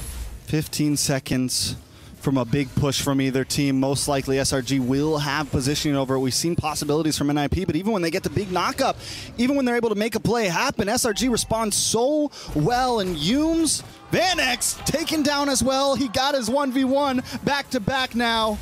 Innocent for Vanex, back and forth. Innocent, a beast himself. I mean, he got the one down earlier on, then is now 4-1. Diablo, though. Diablo, look for the 1v1 himself. Tempest of Blades does come down. Diablo able to eye for an eye away. Out of the damage, but Sekai still on the chase. And it's hard to run from a Ling, but wait, is this going to be the outplay? Oh. Sekai smells it in the air. He gets away. How does he keep getting the Ling? I mean, he's doing things like this, and it looks like, too, they just went ahead and started up the Lord, and they take it with Innocent. Ooh, so much damage on Hades. Hades trying to get away with the Spear of Alpha, but Cram still gets the kill with the passive. Oh, now Kurt. Cutting it close. Kurt. But, man, SRG, just like we saw previously, this is their power play. This is their movements that they make time and time again from what we've seen from them. And just patiently waiting. Sekai's has done this multiple times. And you're wondering, what can NIP Flash do to stay in the game? We're only 10 minutes in. Lord pushing down the bottom side. These tier 2s are going to fall. Diablo stays up on the top to try to keep that wave from pushing in. But these buffs are all going to go in the hands of Sekai's here. Good damage, though. Oh, they just missed Stormy. JPL's going to go down for that one. Sekai's with another kill. And now Lord's still coming. They can send Stormy back. It's okay. That was a little desperate, you know, from JPL. It's kind of like, you know, you try to get at least something. Shields are going to pop, and now the Lord is here on the bottom side. Look at Humes. Look at the positioning. Zoning them out completely. They're afraid of the I'm Offended. Ooh, and there's the I'm Offended. Speaking of it, Hades gets a Spear of Alpha, brings a bunch of them back, and Diablo strikes back with a double kill. Cram, Humes down for the price of nothing. NIP able to defend now. They lose an inhibitor, and here comes a diversion play. They're going to try to lock onto another member. Stormy onto the tier 3. They get the Petrify. They get the kill. And now they find some answers. Innocent, though, comes in with Blazing Duet, finds Vanex. Curteezy goes down next. Innocent with the double. He gets shut down from Diablo. Sekai's now in a weird position. Needs to go for the tower. Maybe even needs to get out of here. Man, talk about Diablo. The saving grace here for NIP Flash. He's 7-0 right now. And this is literally, as we look at the STC replay, great positioning. This is already after he got multiple kills. Good attempt from Innocent to get what he can, but Diablo right now, the damage is there, and this is why they wanted that Benedetta. Because, man, it's almost to the point where, all right, I've got to put this on my shoulders. We've seen him do it time and time before in his past. He's got that Blade of FCs, he's got Sky Piercer, and the Blade of Despair. That's enough to be able to pump out all that damage. But if he gets taken out, man, do you lose so much fighting power with NIP Flash right now. You need so much more time for them to catch up. Because, again, it's only 3 items here for Vanex, and look at the fight for the resources.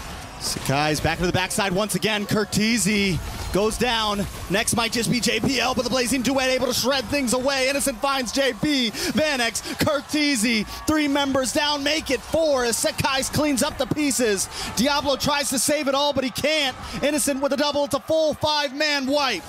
Oh, it's a full 5-man wipe, and I think they're just going to go ahead and run it down mid lane. They tried to fight, but it's just too much of a lead for SRG. NIP, the rumbling is upon us. The Titans are here, and the Giants take game number 2. The Giants are upon us. The rumbling. As NIP Flash feels the brute force of this lineup. Time and time again, whether it be the Sky Prince, whether it just be Humes, any of these members here, Innocent as well, even after going down early on in the game, comes back just massively on this Claude, even able to outplay that initiation from Diablo earlier on with that Wind of Nature. They're just looking too good here, and right now it's a lot to be said. Match point is what they're facing, but let's go ahead and throw it over to the panel to have them break it down.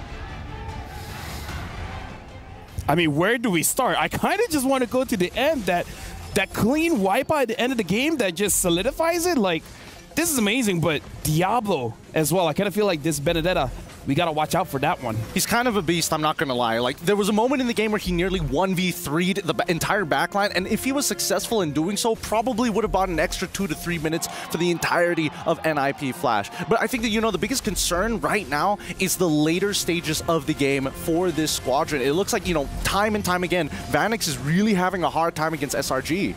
I think it was the draft. I think, honestly, with the Yuzhong last pick, the choice to go for the Alpha, it's probably like at the bottom of my list. When you're looking at playing up against a Claude and a Novaria, you definitely have to have some dive.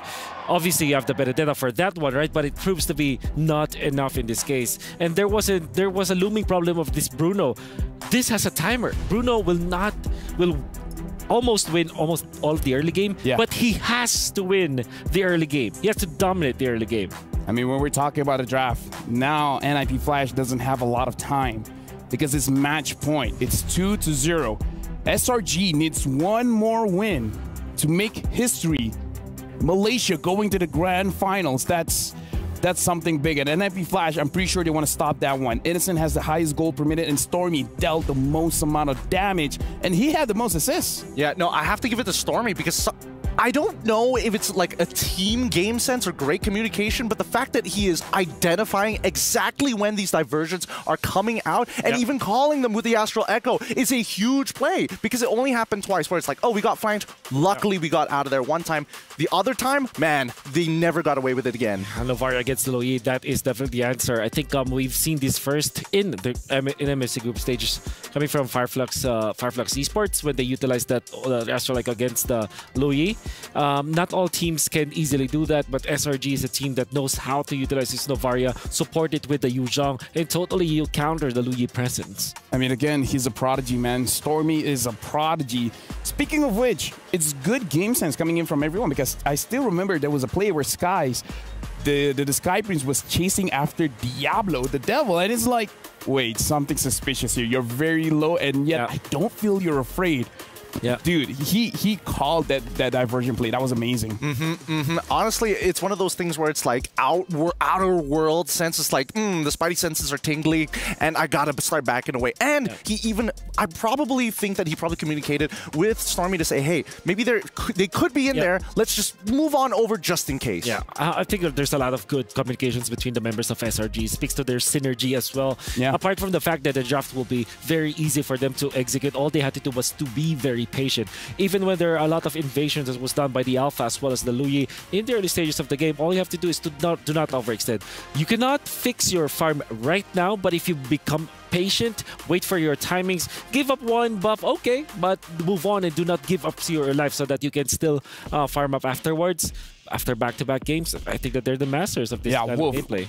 Honestly, this match has been amazing. Could you show us more with the telestrator? Can Bob help you out by showing us what happened in the game? Yeah, we can see it in the, I think this is the second turtle of the game. Most importantly for Hades, he waited for his level 7 to come up, which eventually he did. So you're going to be wondering, oh, this is actually the first turtle, right? 3 minutes and 50 seconds, first turtle of the game, because they try to delay it, actually. So if you look back at the tape, you're going to find out that Hades was waiting for his level 7 so that he is 1 level ahead of Sekai. But what SRG was able to achieve after this is going to be the way that they approach team fights, which is to go on to Hades. Hades is a utility jungler. So when he's already outside of their own box, remember, the box for utility junglers, utility jungler setup, you can be gone upon. And this is Yumes with essentially unlimited amount of lockdown. You have Stormy with a limited amount of poke, and obviously one combo from the Yu Zhong is already enough to put Hades low. And now he's desperate enough to put himself in danger once again, getting taken out, giving up Sekai's this turtle uncontested. So was it a mistake for NIP Flash going up against SRG in this scenario? I think it is. I think that they should have just rushed the turtle as soon as they can, especially in the first 2 minutes of the game. The moment that they waited for one item to be available for Cram or for Yumes, for example, or Sekai's, most importantly, that is when the problems arose. I think it begs the question, right? How decisive is NIP Flash in these like really close moments, especially moment-to-moment gameplays? Because even when we saw from Bob, we saw the Diablo using the Petrify quite early to knock Sekai's off of the wall to try and limit his influence over stealing away the Lord. But at the same time, SRG, they spotted that and they started pushing forward and pushed them off the turtle entirely. So I think as of right now, even if it isn't just the draft, at the very least gameplay-wise, they need to be, well, as you've all been memeing this entire tournament, together. I mean, like, here's the thing. You got to watch our Sony MVP, and it's going to be Yumes, the roamer, coming in from Selangor Red Giants. And let's talk about his plays as well. A lot of engagement tools coming in from Yumes. And again, he's been on the international scene for how many times now?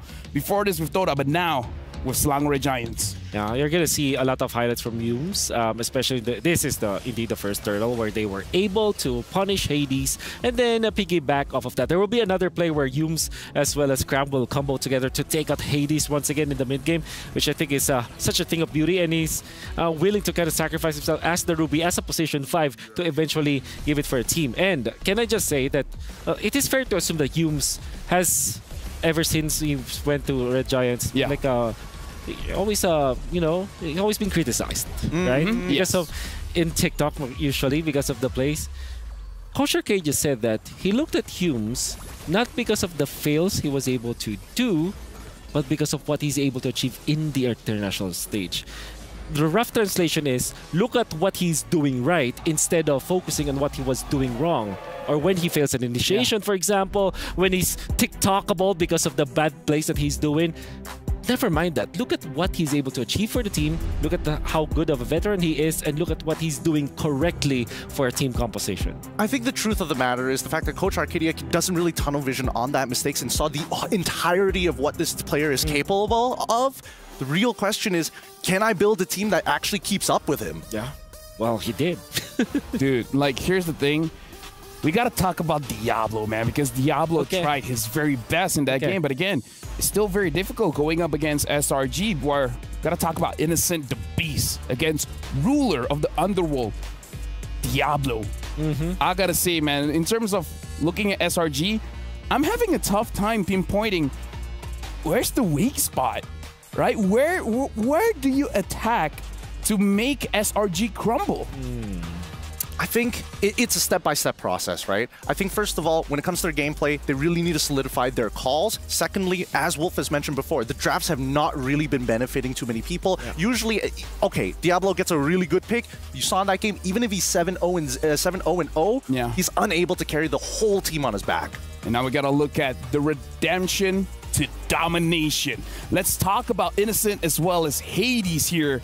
Again, like, Innocent, before he came in, everyone was like, Slangori Giants, what are you doing? Why are you picking up this guy?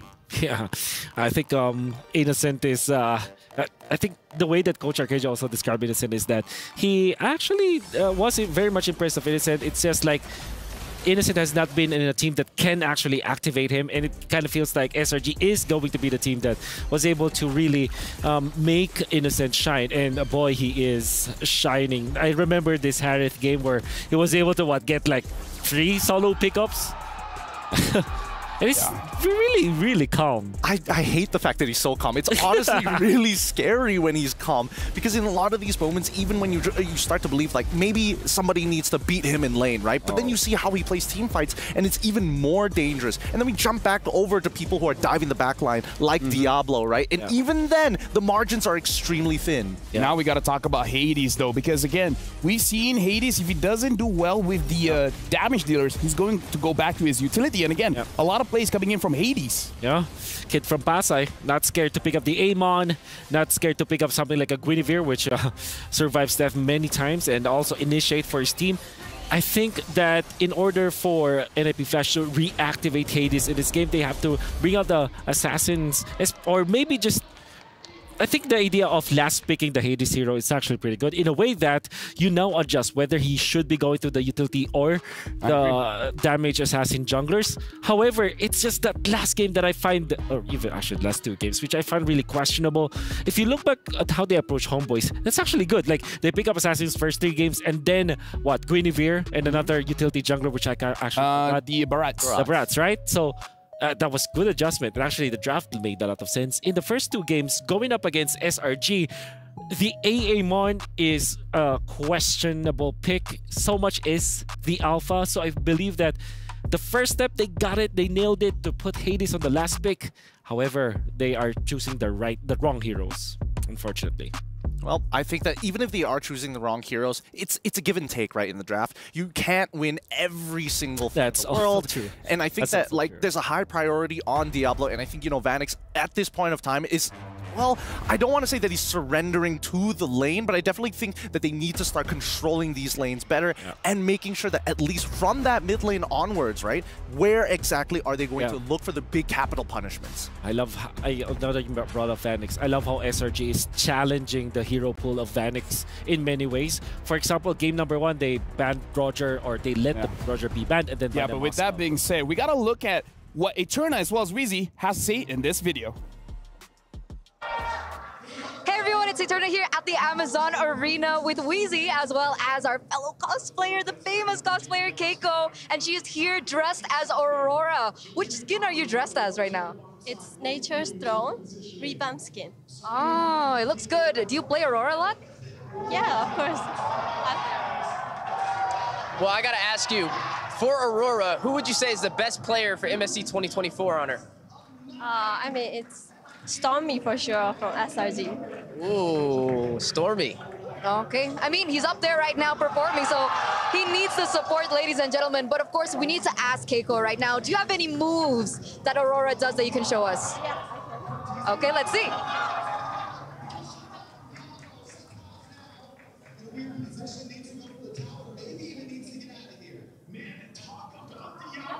That's so cool! That was like spot on. Honestly, I almost froze in my tracks. Eterna, do you have an Aurora skill you can show us as well? I guess I can try to do what you did, right? I'll try myself. Okay,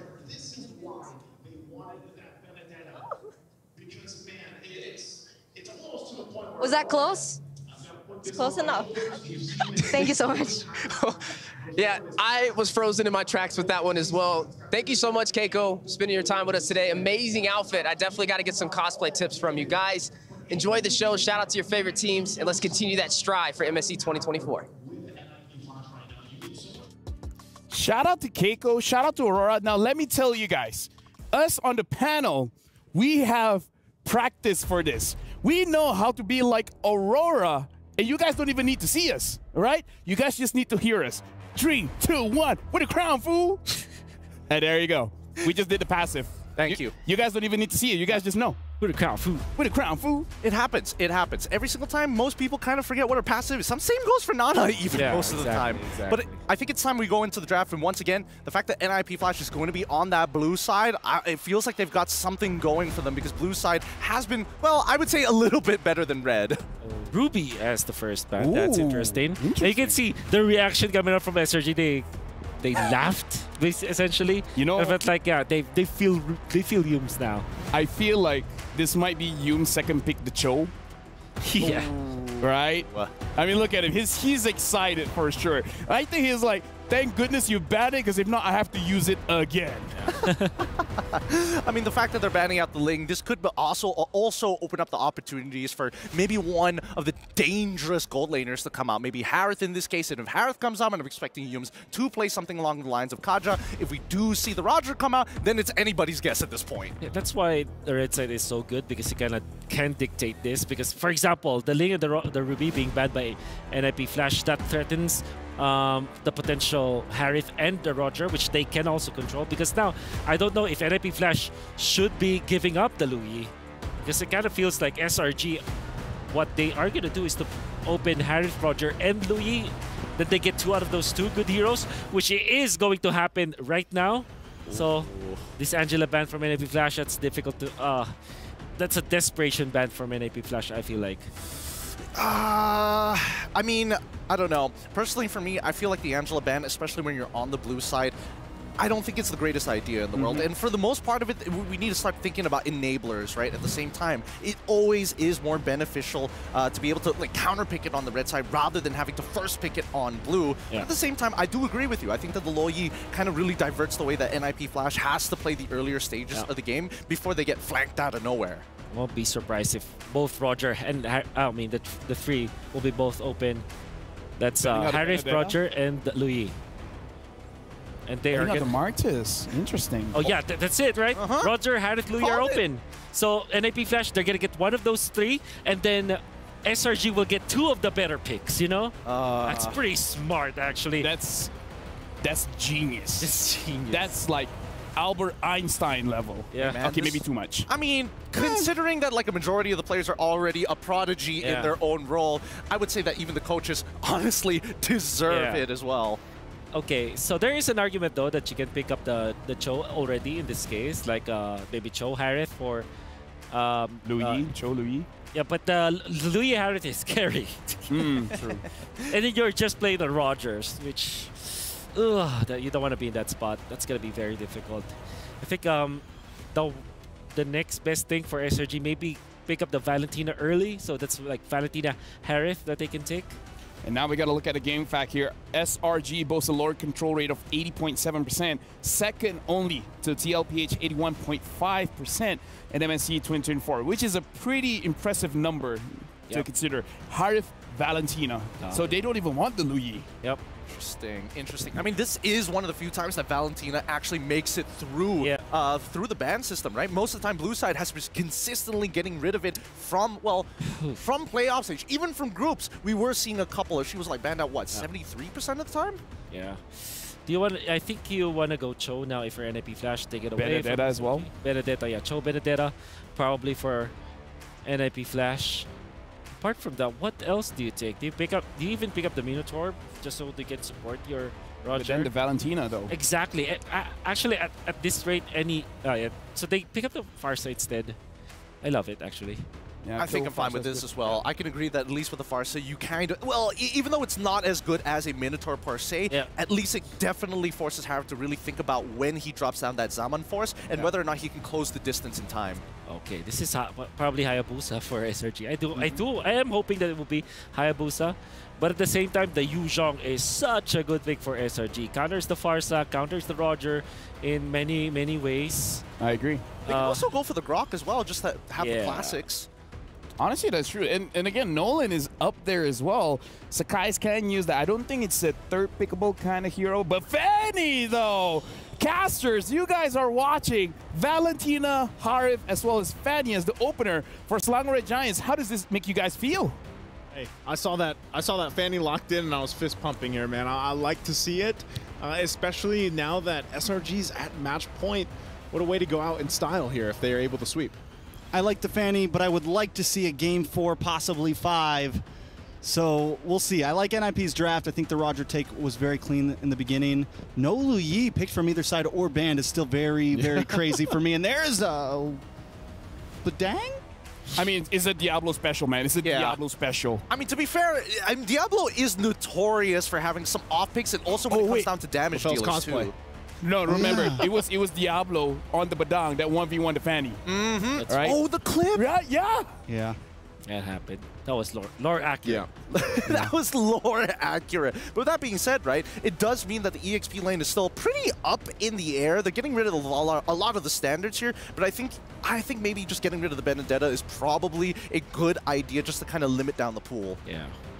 Which also begs the question, do you want to pick up the Phobius for NIP Flash just to counteract this Harith as well as this Fanny?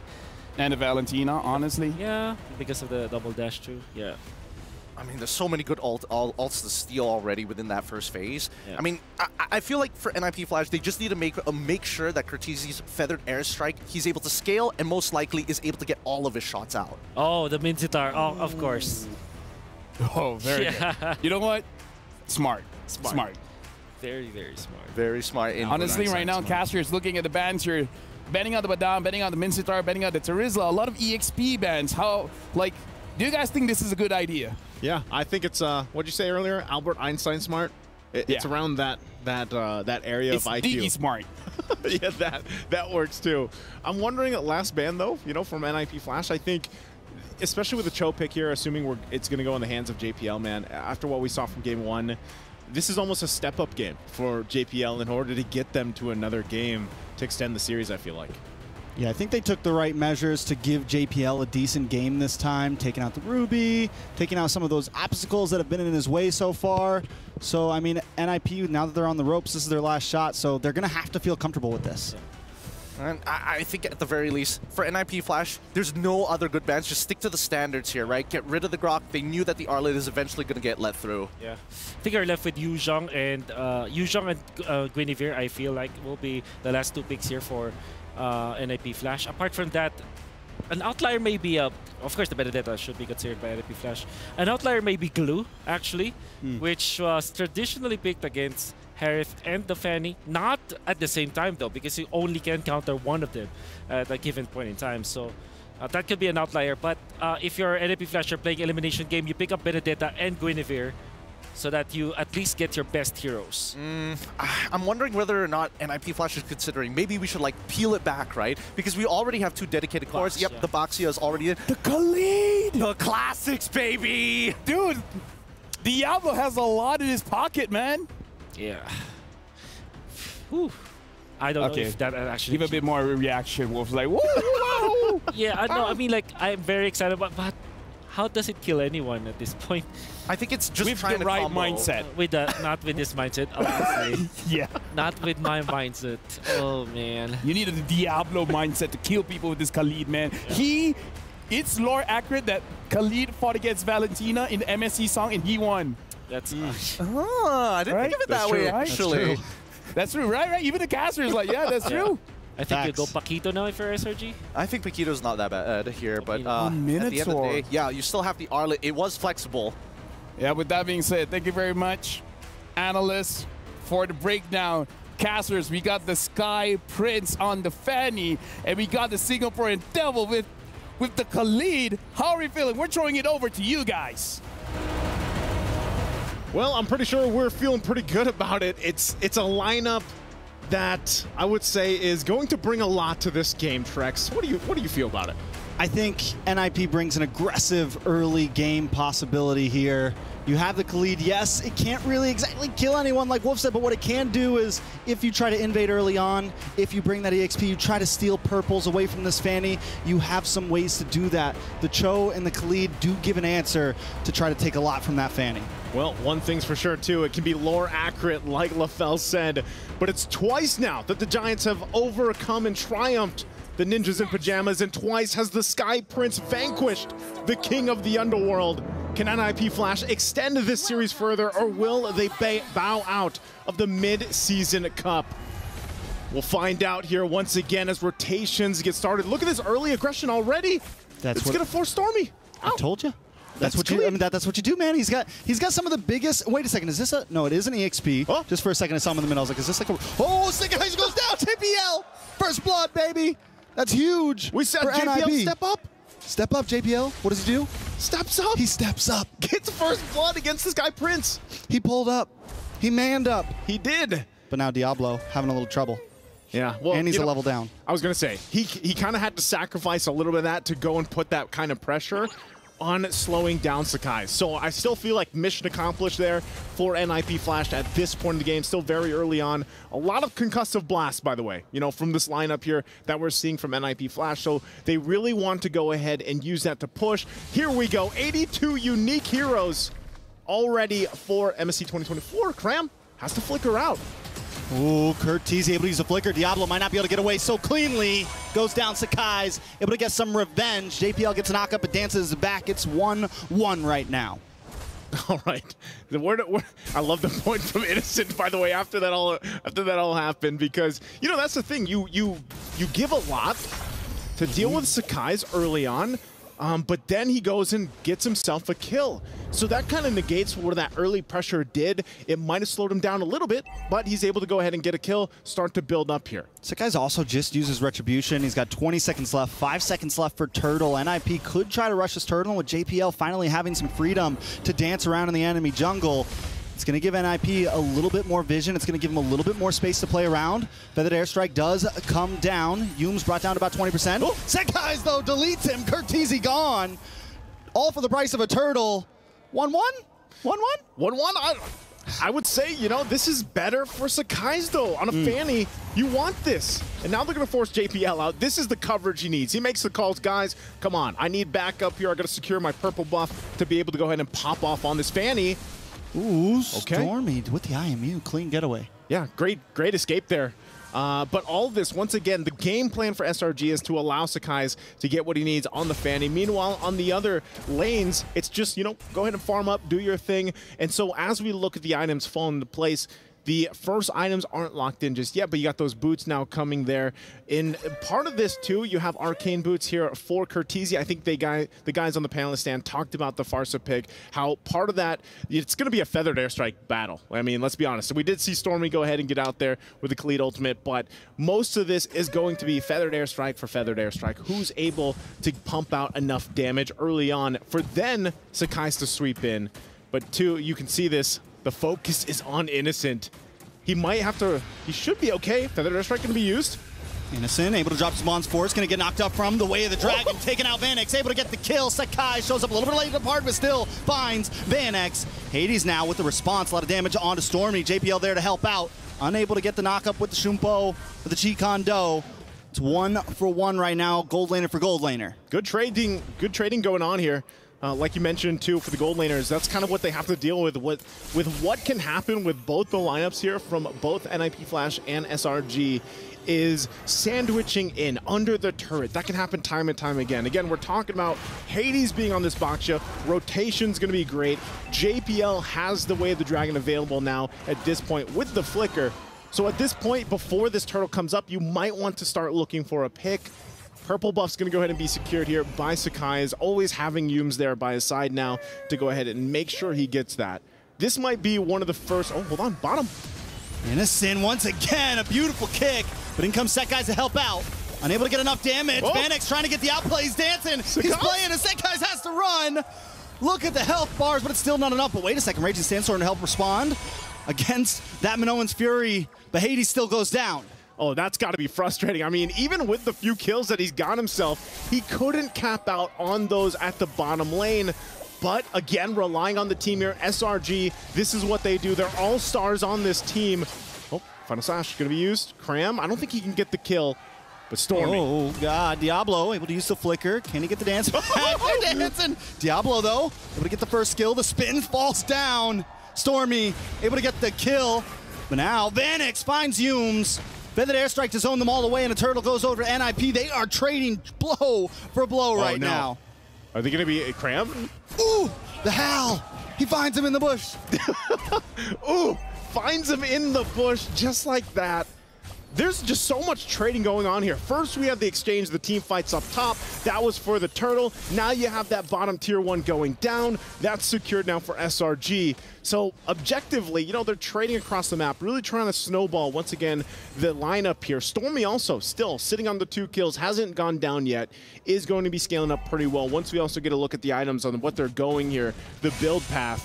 But finally also turret secured now for NIP Flash. And really, it's up to that. There you go. You already have that Blade of Hepsises here now for Sakai's.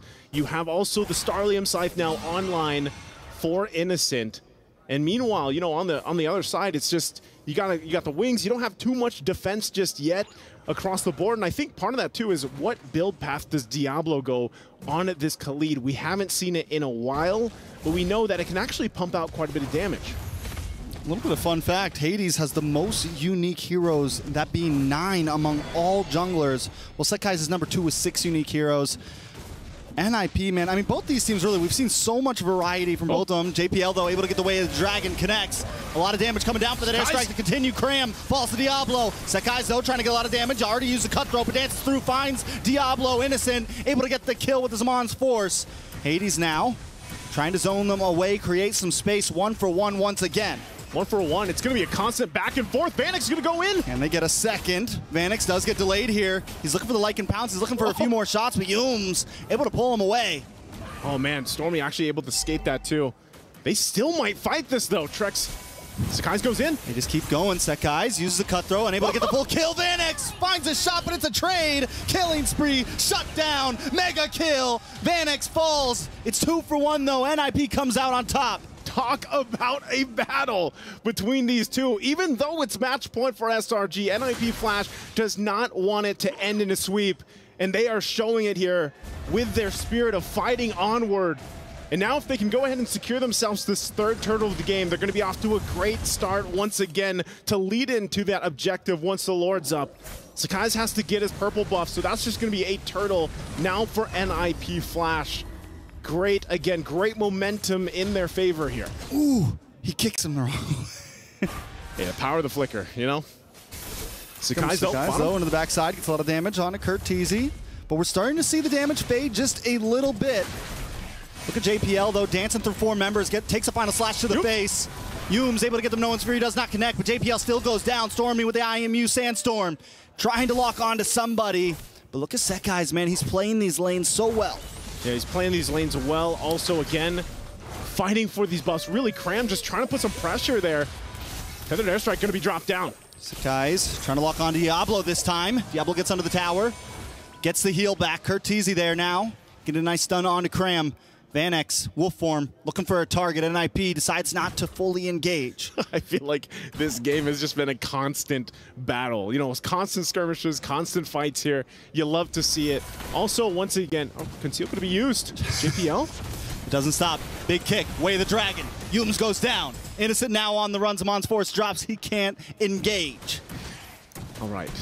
All right, you can talk now. Let's take a breath here because, yeah, every time you start to go, the conceal is going to be used. But this is good because JPL, like I said, he had to get to this point in this game. The guy has struggled a bit from game 1 to game 2, and now finally he's just here to make these plays. Even if sometimes it's just to get the space to work with for NIP Flash to follow up, this is all great timing as well for Vanix to build up on this Roger pick. Again, they prioritize this in the draft. And he's got the Endless Battle now, too. So that's locked in. You've got the Glowing Wand now for Curteezy. It helps with some of that sustain being thrown at them from Humes. Humes has that Flask of the Oasis. So these heals are something that NIP Flash has to work through. Mid lane again. Another big knockup. JPL with another way. The Dragon able to connect onto Cram. Taking out Hades. Finds the kill. Stormy forced to back up. Humes can't make a play happen just yet. NIP are winning out in skirmishes, but they need to start translating it to some towers. They're even losing out a tower on the boss side right now. Lord up. Are they going to be forced to just take this and lose that? Again, they got to control the macro game as well. JPL half health here. Innocent taking a lot of damage. Able to go down. Vanex picks up the kill. No One's Fury does connect on to 3 or 4. Diablo, though, doesn't care. He finds Humes. It's 2 down on the side of SRG. Sakai's looking for the response. Stormy with the IMU. Feathered Air Strike. Sakai's dancing back and forth, but the damage isn't there like it was in the early game. JPL in trouble. The cutthroat. Sakai's gets away safely. But Vanex is shoving down onto this Lord right now. Cram trying to find an angle, trying to find a stun, maybe one big final slash to clear things up, and he finds it, connects onto Curteezy. Curteezy trying to run away, but he's in trouble. Cram goes down. Vanex shows up. Vanex finds the kill. Vanex now onto the Lord. But he got him low enough. Sakai's gonna go in. Sakai's cakes Hades. But Vanex still stands tall. Sakai's is low. Innocent able to steal the Lord with his Monster Force in one shot to take the game back into their hands. SRG, how do they juggle all that around and get the timing down for then whittle down? We're going to look at the STC replay, and this was just great timing, great decision-making from SRG, relying on each other. Even with Sakai's at less than half health, Cram went in, does a ton of damage, allows Sakai's to get them here at this point, and look how much the Lord hurts too. Finds Hades, gets him down, and that's all he had to do, and then Innocent comes back from being taken out earlier on and gets the Lord. Talk about a masterful choreography from SRG. That was a beautiful dance indeed. Sakai's now coming in, but no one's able to connect. Vanex finally falls, and that is huge for SRG. Both damage dealers off the map. Hades now on the run. Tier 3 on the mid, gone. SRG trying to advance. A nice kick, a nice way the Dragon comboed up with the Raging Sandstorm. Cram taking off the map. Innocent now on the run as well. But look at Sakai's in the bottom lane. He's always macroing. He's always microing. He's a man to do it all. He's the Sky Prince for a reason. And now, once again, Lord making its way down the bottom. They want these shields all down in the base turrets. And they're going to try to keep it together as long as they can. NIP Flash on the defense. All right. Vanex back up. Innocent able to take the inhibitor on the mid side. SRG is going to back off. They got what they came for. They crack an inhibitor at 12 minutes, and that's huge. Okay, it looks like that's all that SRG is going to be able to get. Conceal going to be used again for JPL. They might go for a pick. They just keep going. Hume's going to get way of the Dragon back. Vanex going to connect, and Vanex finds the kill. That's 30 seconds of the clock for Humes. Humes was literally like, okay, I think this is good. I think we can go back to base here. And JPL's like, nope, not happening. Goes and finds a pickoff. Now, ultimately, yeah, that's a kill for them. But by the time, they find themselves once again, we're still a minute away from the Lord. Humes will be back up. And so really you have to kind of look at this. What happened to that momentum they had? NIP going to find another setup possibly. Jumps into the bush. Cram, though, with a nice final slash, connects onto Vanex. Vanex able to get the kill. Sakai's looking for an angle, trying to connect onto Vanex. Vanex able to just play away, but still falls. Stormy finds it. JPL is next to drop. And it's Diablo up against Sakai's, but a Sky Prince stands tall. The Demon King cannot defend. Sakai's back. Hades all alone up against 4. Oh no, are they going to end it here off of that? SRG looking for the finish here, looking for a few more shots. Hades down, and 4 members jump onto the base. SRG grab the pen of fate and write their own history. Unbeaten, untarnished for over 100 days.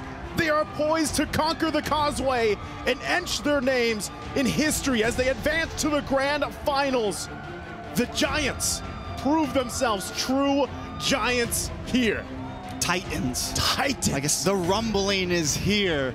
They've got one more big obstacle, but who would have thought they could make it this far? SRG undefeated. Champions almost. Champions almost, but still history being made. Hats off as well to NIP Flash, man. They made it this far. It's been so long since they got to top 4, but unfortunately it was not enough. They ran out of gas in the tank to go against the undefeated team over 100 days, man. And there's a reason why. Look how they flipped this game in their favor. I mean, just monsters, man. We thought this was going to be a 5 game.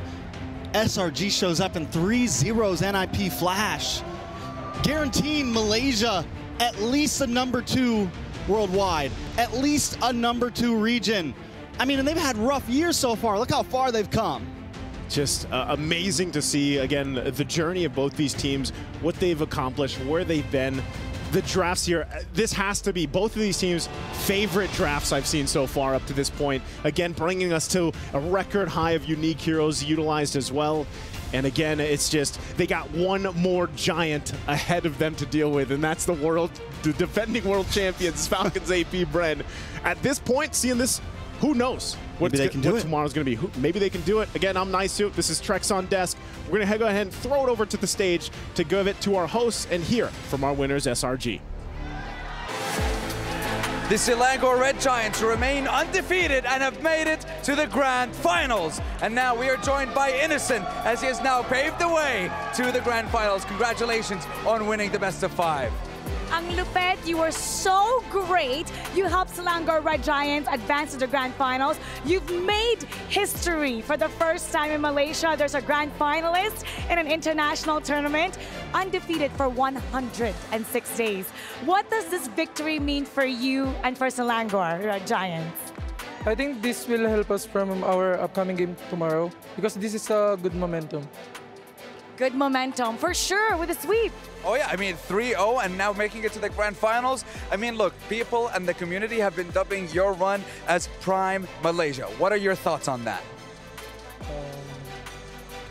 For us, we're just humble and enjoying the game. Just humble and enjoying the game. Up next, you're going to be facing Falcons AP Bren. Do you have any predictions of how it's going to go? I think it's going to be a close fight because we know AP Bren is so good. You think it's going to be a 3-2? It's BO7, right? Maybe the best of 7, that's right. 4-3, I think. You think it's going to be 4-3. And are you feeling nervous about facing them up next? No, because we've been screaming with them.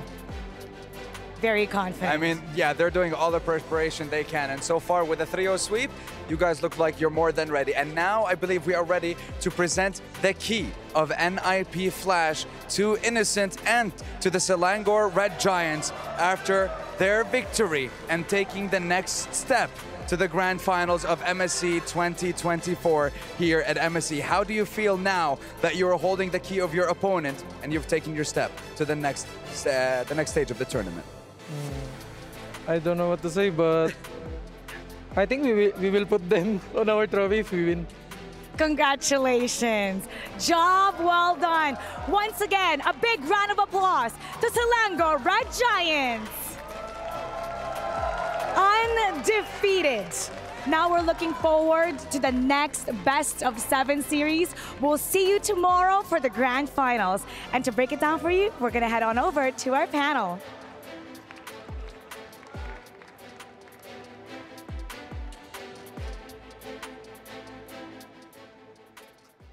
Look at that. This best of 5 ended in the sweep. And let's just say this. There were a lot of crazy moments happening in this game. Innocent stealing the Lord. Sakai's the Sky Prince. Like, how does he make those plays? I don't know, man. It's upsetting to me because it's just like, what's the point of having Retri if everybody else is securing the Lords and the Turtles by themselves? Look at... Okay, so that I believe that's like 1 bar of damage onto Hades from just the AoE damage of the Lord, like the lightning, whatever skill that is. Oh, these guys, man. Like, I don't know if he can use this Fanny against Falcons AP Bren, but that looked good. I don't know. Wolf was telling me just now, do Fanny players, like, do they hate themselves or are they having the best time of their life? And as soon as that Way of the Dragon is out from JPL, that's when he's having the time of his life. I kind of reviewed what happened in that Lord fight around the 10 minutes, and it's confirmed. 1, one hit of the Lord onto a Baksha is 1 bar of damage onto Hades. So that's what, at least 500, right? And then that's coupled up with one of the lightning spell. I forgot what it's called, but it's like, imagine it's the AoE spell of the Lord. In the proper map, it's like a lightning spell. No, we get it, yeah. And if you combo that up, so it's one hit and then one lightning that's like 1,000 damage with 2 bars on a Baxia. That's how actually Hades died. The thing is, the Lord is merciless at this point. The Lord is actually Malaysian at this point? Yeah, the Lord is, you know, every time we want to start Lord dance, we say Apakapa. What? And then the Lord's like, it means, how are you, you know? It's just a greeting at that point. And I totally agree with you. I think, you know, especially in this game, there was a lot of free flow from the side of SRG. And despite that, the game ended up 17 to 17. I think NIP Flash did not do the salam. Yeah, he did salam, yeah. And while SRG did the salam, the Sekai's probably like, hey, Lord, salam. Yeah, he salam the Lord, definitely. In case you guys don't know, it means a handshake, and then it's like putting the hand on your forehead. Kissing the hand, so showing respect. We're gonna demonstrate it later, right? Yeah, when it comes back to us. I can't believe it. And this is a game where SRG, honestly, I'll be honest, and I have expressed myself during the draft, even after the draft off cam. This draft is difficult to pull off if you are NIP Flash. Yeah, what's the salam is like this, right? Simply, like that. Yeah, there you go. So what does it represent again? Respect. Just showing respect. Yeah. Yeah. In the Philippines, it's called mano. So mano po. Like that. So if you show respect, you eventually get favors afterwards. Like if you do it to your grandma, they give you money. Hey, you know? that's same in Malaysia. We have like entire holidays based around that as well. But so if you do it to the Lord, I guess the Lord get like, favored. You know what? I'll attack this guy. Yeah. We good now. But yeah, honestly, like this game. It's a lot of macro and a lot of mechanics as well. Yeah, Sekai's just showed us a masterclass of the Fanny. We have not seen in a very long time. To be fair, there's not a lot of Fanny players. Yeah, I do hope that we see this in the grand finals. I doubt it, because going up against Falcons, dude, going up against Falcons, AB Brand, I don't think you'll have that space. Yeah, I think but if he makes it work, Sky Prince, man. Okay. He'll truly deserve that moniker, especially against the final boss here. Yeah. But I think I can agree with everybody's sentiment that, you know, generally the way that this game was going to be played was like, yeah, it's going to be hard to execute from the side of NIP Flash. And I think they can kill secure, but at the cost of what? And I think it's an overkill to a certain degree. Yeah. The casters even pointed out that after the first death on Sekai's, which was done by JPL, was really, really good. But then they gave up some kills up top, which eventually not even neutralized the Fanny. If you look at the first turtle, the Fanny as well as the Baksha at the same level. And every effort that NIP Flash did was, you know, thrown into the trash bin just because of one good play coming up from the Fanny. I mean, that's the thing, right? A lot of it is just conditional. They're just waiting to bait out resources, and then it becomes a war of attrition. That's why the game was 17 to 17 at the very end. Yeah. But even so, right? I agree with you that the draft was already kind of wonky, and I think they really needed to make a decision on how they want to approach a lot of these fights, and that's where the draft comes into play, where there was a lot of overlaps from the side of SRG to ensure that they get over that finish line more easily. Yeah. I mean, at this point, guys, we gotta look up, because the Sony MVP is the Sky Prince. It's Sekai's, and again, playing that Fanny. Oh my goodness, like. Let's talk about how much of a risk it is using that Fanny. It's kind of like playing Arlet Roam. You're either good or you're looking forward to the next game. Yeah, I haven't played Fanny now a very long time. I can't even think about how to utilize it now. And we know for sure that Sekai's played. I think that this is the part where he's actually enjoying. Like after getting the first turtle. After the first turtle, he's just enjoying just poking and prodding. Unpunished afterwards, he's just collecting kills after kills. The thing is, there were many times where Innocent was actually taken out. I gotta say, masterful initiations coming out from JPL. Good combination with Kurt. But then, because you initiate so much on Innocent, you kind of forget where Sekai's who's just collecting everything. And then, end of the day, it will be Innocent to get to actually get that Lord. Personally, for me, I do think that, NMB Flash, previously it's like one answer to one problem. Yeah. But it felt like this time they were looking for 3 answers to a singular problem, and I think they may have over tunnel vision during the second half of the pick and ban phase. Yeah. Maybe that's what got to them. It could be the pressure as well. And by the way, I just remembered back in the day, back in Season 12 of MPL ID, I was able to talk to Marky, gold laner that actually had the most Lord takes as a gold laner. The idea was everybody during the latter portions of the game thinks as if they have their own retribution. It's like no matter what spell you kind of attempt to take the Lord for yourself. Even when you have the smallest chance to take it, you will attempt it. I think that's what Innocent did. It's just like, okay, I'm gonna time my attack to get this Lord eventually, and he did. It's like everybody from your team will attempt to take the Lord so that it will be the best case scenario. And here you go. And now we have Yums in the studio. First of all, hello guys. Yums, semi-final, 3-0 against NIP Flash. How are you guys feeling right now? Feeling great. Feeling great. Now, here's the thing. Malaysia has never been to the grand finals in MSC, in M Series, and Yums, you've been in the international stage for a very long time. So now, going to the grand finals, going up against Falcons AP Bren, how does that make you feel? Kita orang, first of all, kita orang rasa bersyukur sebab kita orang dapat masuk ke grand final dan buktikan yang Malaysia boleh masuk ke grand final, dan saya nak buktikan ke Chico yang saya boleh masuk grand final juga, bukan kat suka-suka je. All right, so I'm going to translate. He said, first of all, he is feeling very, syukur in English, thankful. Feeling very thankful, feeling very grateful. And he wants to show to everyone in the world that Malaysia can compete in the international stage, that he can go to the world stage, go up to the grand finals, and most importantly, he wants to show Chiku that he can actually do it. So no matter what he says, look at me, baby, I'm here. Okay, now I have. Okay, you was that the proper translation? Yeah, no, it's 1-to-1. It's 1-to-1. I mean, you truly prove to everybody that you do deserve to be here. But I'd like to ask you, for you personally, Yums, is there any hero that you would like personally? If you win MSC, if they could make a skin just for you, what would it be? I think for me, I want skin for my goal lane because my goal lane is scary for me. He's so humble. I can't. Well, now that he mentioned the gold lane, I wanted to ask, what's the impact of Innocent and Cram for your side laners in SRG? Dorang sangatlah bagus. Okay, I'm gonna translate. He's saying both Cram and Innocent, they create a different dimension for Selangor Red Giants. They're very strong, but having both Innocent as well as Cram just creates a whole different meta for them that they can go up against any team in the world, just because having both reliable side laners make them very confident in their gameplay. I love your translations, man. I just love it. Yeah, that's what he said, by the way. Yeah, I'm sure. Ken, betul kan you then? Betul. Yeah, he said, yeah, it's true.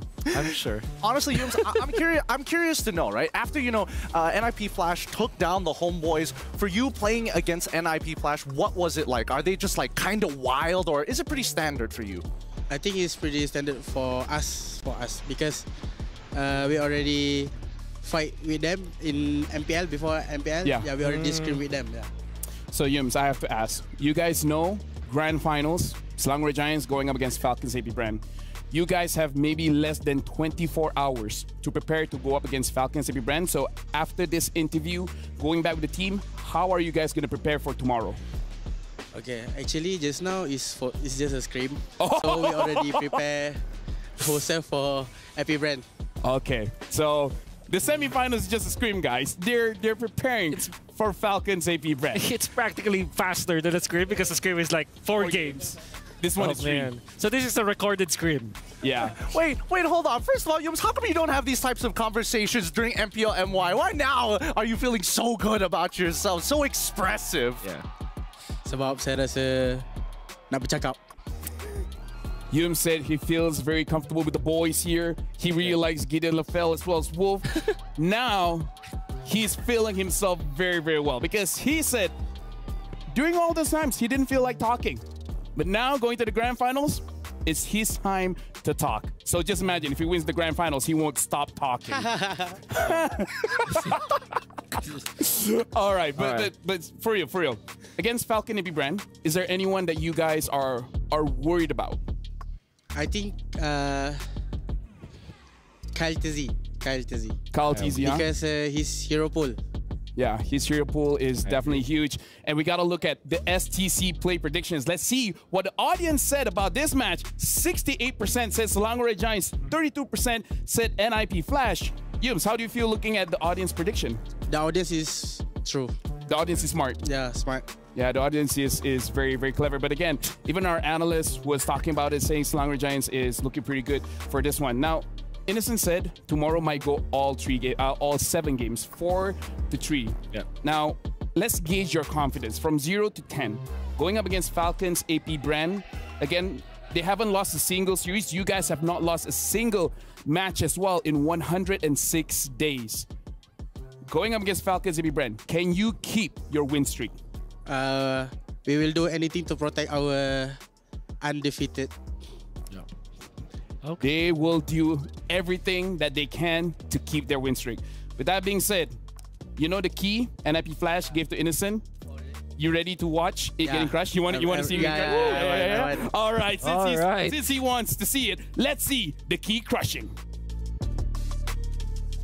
Hey everyone, I am here with the Selangor Red Giants after they managed to sweep NIP Flash in our semifinals. Well, and I'm joined by the entire roster. But Coach Becky, I want to ask you, how does it feel to crush your opponent's key on your way to the grand finals? I think this matters so much for us because they were taunting us. They were saying that Malaysia is easy, right?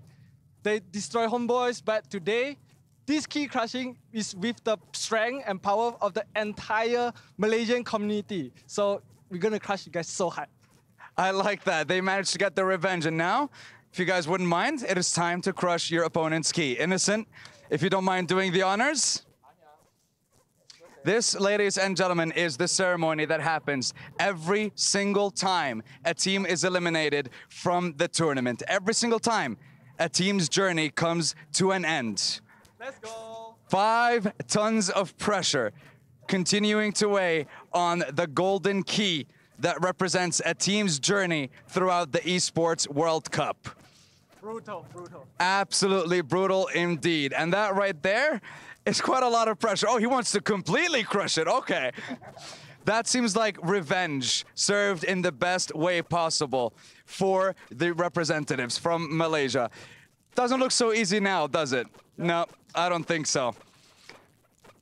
Now, Becky, Innocent, SRG, everyone, is there anything that you guys want to say to the fans supporting you guys at home? Becky? All right, I'll let him. Oh, okay, go for it. All right, I understand that there's a lot of watch party going on in Malaysia. I think there's 3 or 4 watch party live, or all Malaysians are gathered together supporting behind us. So this is for you. This is for you, Malaysians. This is for you guys.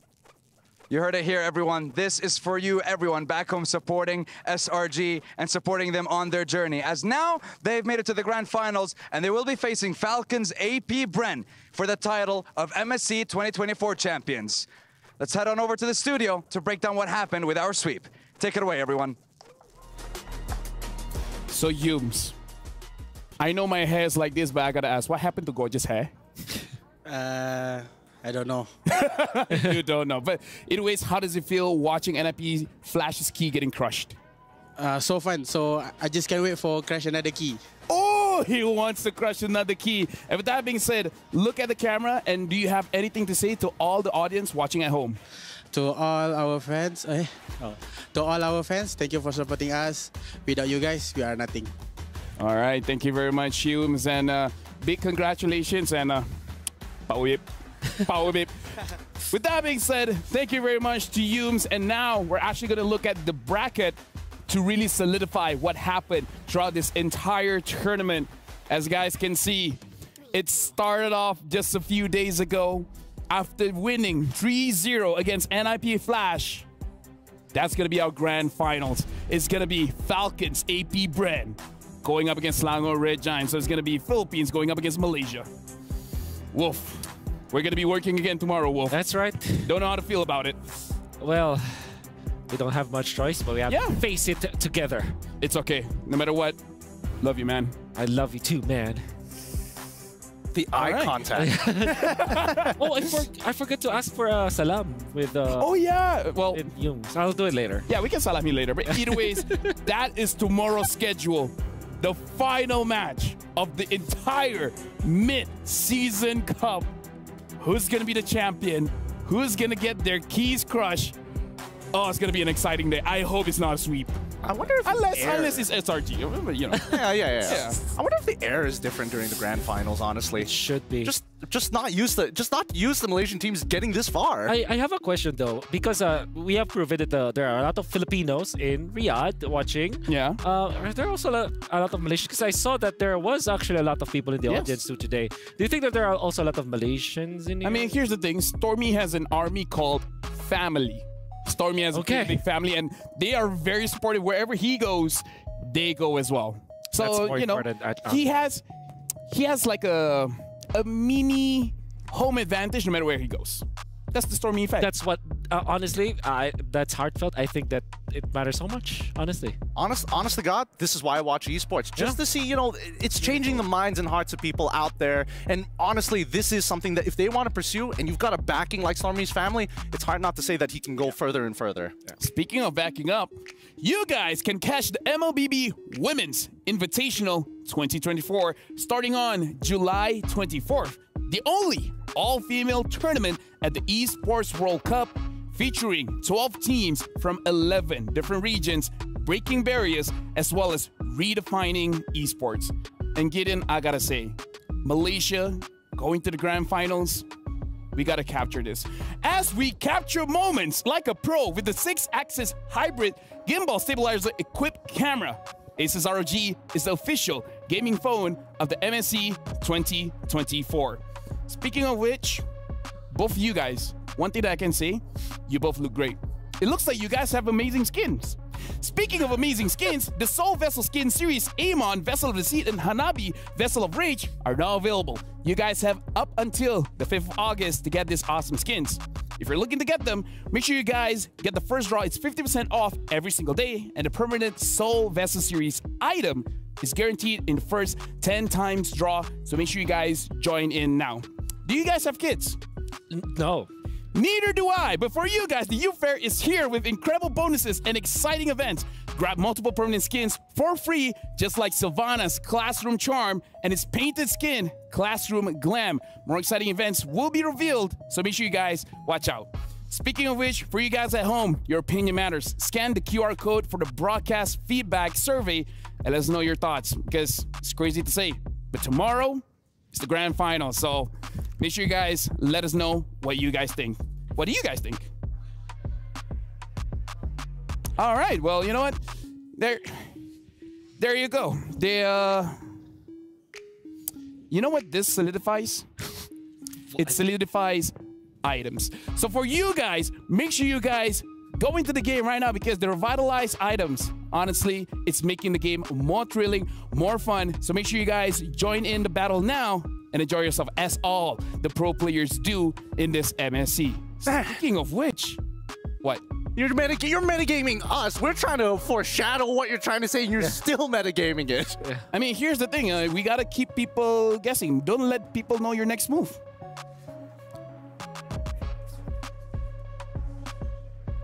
There you go.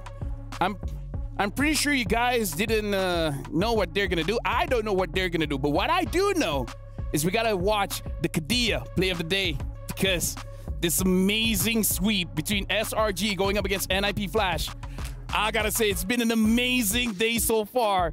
And I feel like a lot of the highlights is gonna be the Sky Prince, Sakai's. I mean, we can talk, you know, just... Okay, okay.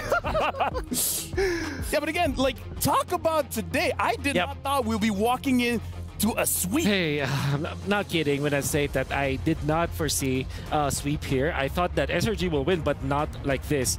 And most specifically because I think that I think because NIP Flash got into semifinals, now they succumb to a ton of pressure because they don't draft this way and they don't play this way. I believe that the potential for NIP Flash wasn't there today, just because of what I saw from their previous performances when everything was like actually their first round in the semifinals. That's probably where they felt the most confident with. Yeah. And now going up against SRG, I felt that the pressure kicked in.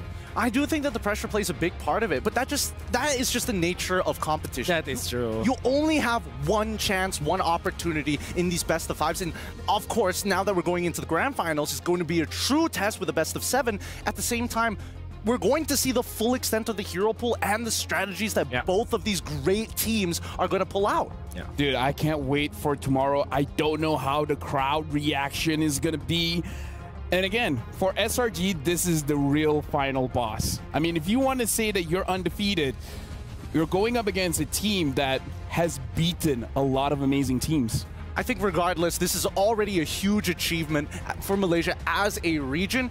I'm not asking for too much, but at least we could try to get 2 games off of FCAP. Maybe there's an opportunity. Oh yeah, for sure. And for all of you guys at home, just want to say thank you very much, Gideon. Thank you very much, Wolf. Pleasure. Thank you very much to our casters as well, Trex as well as Naisu. You guys just watched the 4th day of the MSC 2024 knockout stage. Mine is Rafael alongside with Wolf as well as Gideon. Thank you for watching and join us tomorrow as we see the world, as we see the grand finals of the Mid-Season Cup 2024 at the Esports World Cup.